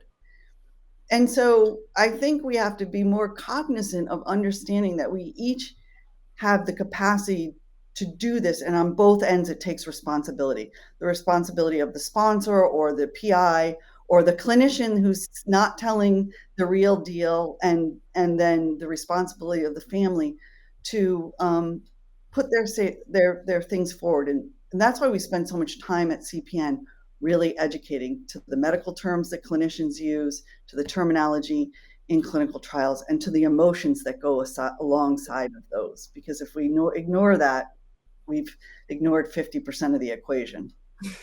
It's so true. I think education has been a big theme through the last 2 days. So certainly an opportunity for us to all educate each other and be more open about all of our experiences and the perspectives we bring to the table. Yeah, I agree.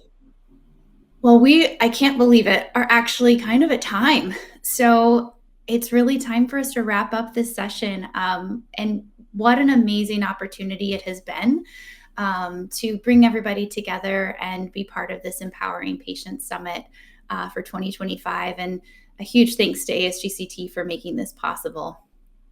As I think about where we've been over the last 2 days and kind of especially through today, I used to always put this in slides, but I don't know if those in the audience remember the book. It was a Dr. Seuss book, Horton Hears a Who.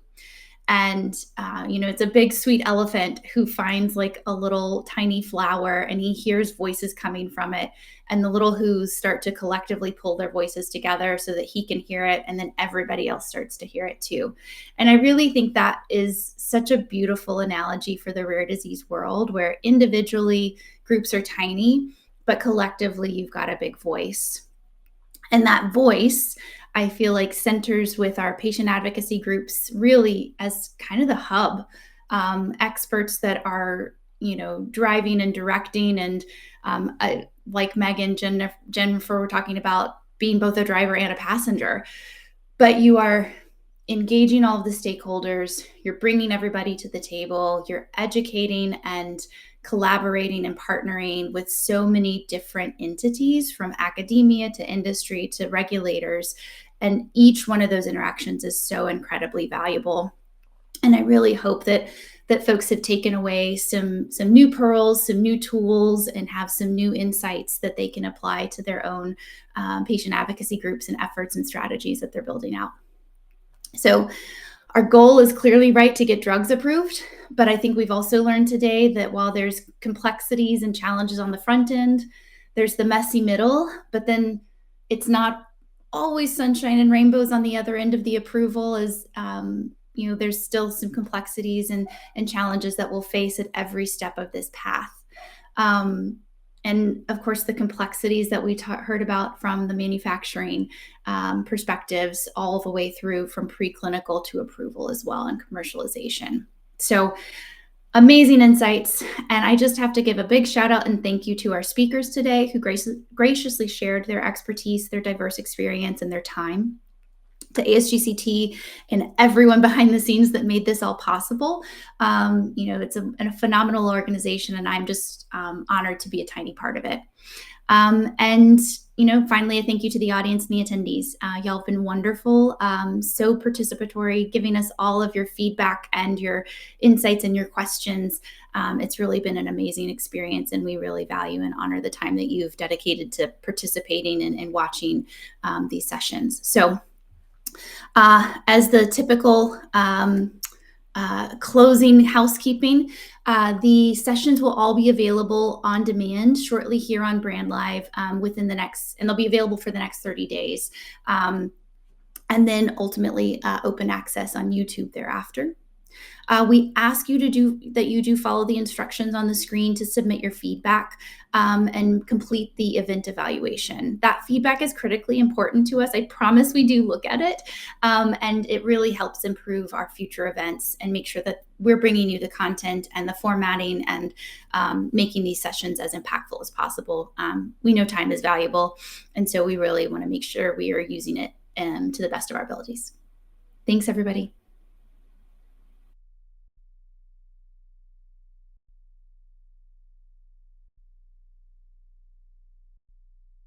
Let's talk about gene editing. It's a type of gene therapy. Gene therapy is the use of genetic material to treat or prevent disease. Gene therapy targets the cause of disease, such as a variant or mutation to a gene. This is located on a strand of DNA that is causing too much, not enough, or incorrect proteins to be produced within cells. Most gene therapy approaches typically work by delivering a working gene into a cell using a vector, which is a virus with all the viral genes removed. The vector enters the cell and provides it with instructions to either produce functioning proteins or to silence a faulty gene. As a different approach, gene editing directly edits pieces of DNA within a cell. This changes the instructions that the DNA encodes, correcting the protein produced by the DNA to restore proper cell function. There are various gene editing approaches currently being researched, including zinc finger nucleases, TALENs, CRISPR-Cas systems, and AAV-based homologous recombination. All of these approaches work a little differently. For an example, we'll discuss CRISPR-Cas9, which uses two core components. The first component is a small piece of RNA called a guide RNA that finds the sequence of DNA code to be edited. The second component is a protein called a Cas enzyme or nuclease that has the ability to cut the DNA location and make the edit at the DNA location defined by the guide RNA. Next, the cell's natural DNA repair process happens, making the desired change permanent. For diseases where not enough protein is produced, gene editing can introduce corrections through gene integration. This means that the correct DNA sequence is added into the genome so that it can produce functional proteins. Another way to produce these proteins for some diseases is to make an edit to activate a silent gene that was inactive. For other diseases where a faulty gene may cause too much of a protein or dysfunctional proteins to be produced, gene editing can be used to silence or knock out certain genes in a cell. This approach alters or removes the problematic DNA sequence entirely. Gene editing technologies can be delivered into cells using in vivo or ex vivo methods.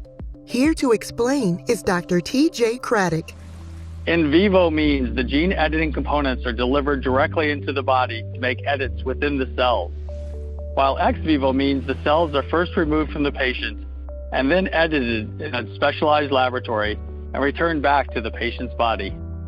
Like any medical treatment, the potential risks of gene editing are being thoroughly researched. When editing a DNA sequence, unintended gene modifications or chromosome rearrangements may occur, especially if multiple edits are being made at the same time. There's also the risk of modifying DNA locations that are not the desired target site, which are known as off-target editing events. If they occurred, unintended gene modifications could change the intended effects of the therapy and result in short and long-term side effects. To better understand these risks and potential outcomes, gene editing is currently being carefully investigated in preclinical studies and clinical trials. These are required parts of the research process that determine if the therapy is safe and effective. Preclinical studies test the therapy in cell and animal models. If it is showing the potential to be safe and effective, then it moves into clinical trials with humans. Weighing the benefits and possible risks and challenges, many experts are excited about gene editing's potential to provide long-term benefits. For more about how gene editing works, visit patienteducation.asgct.org.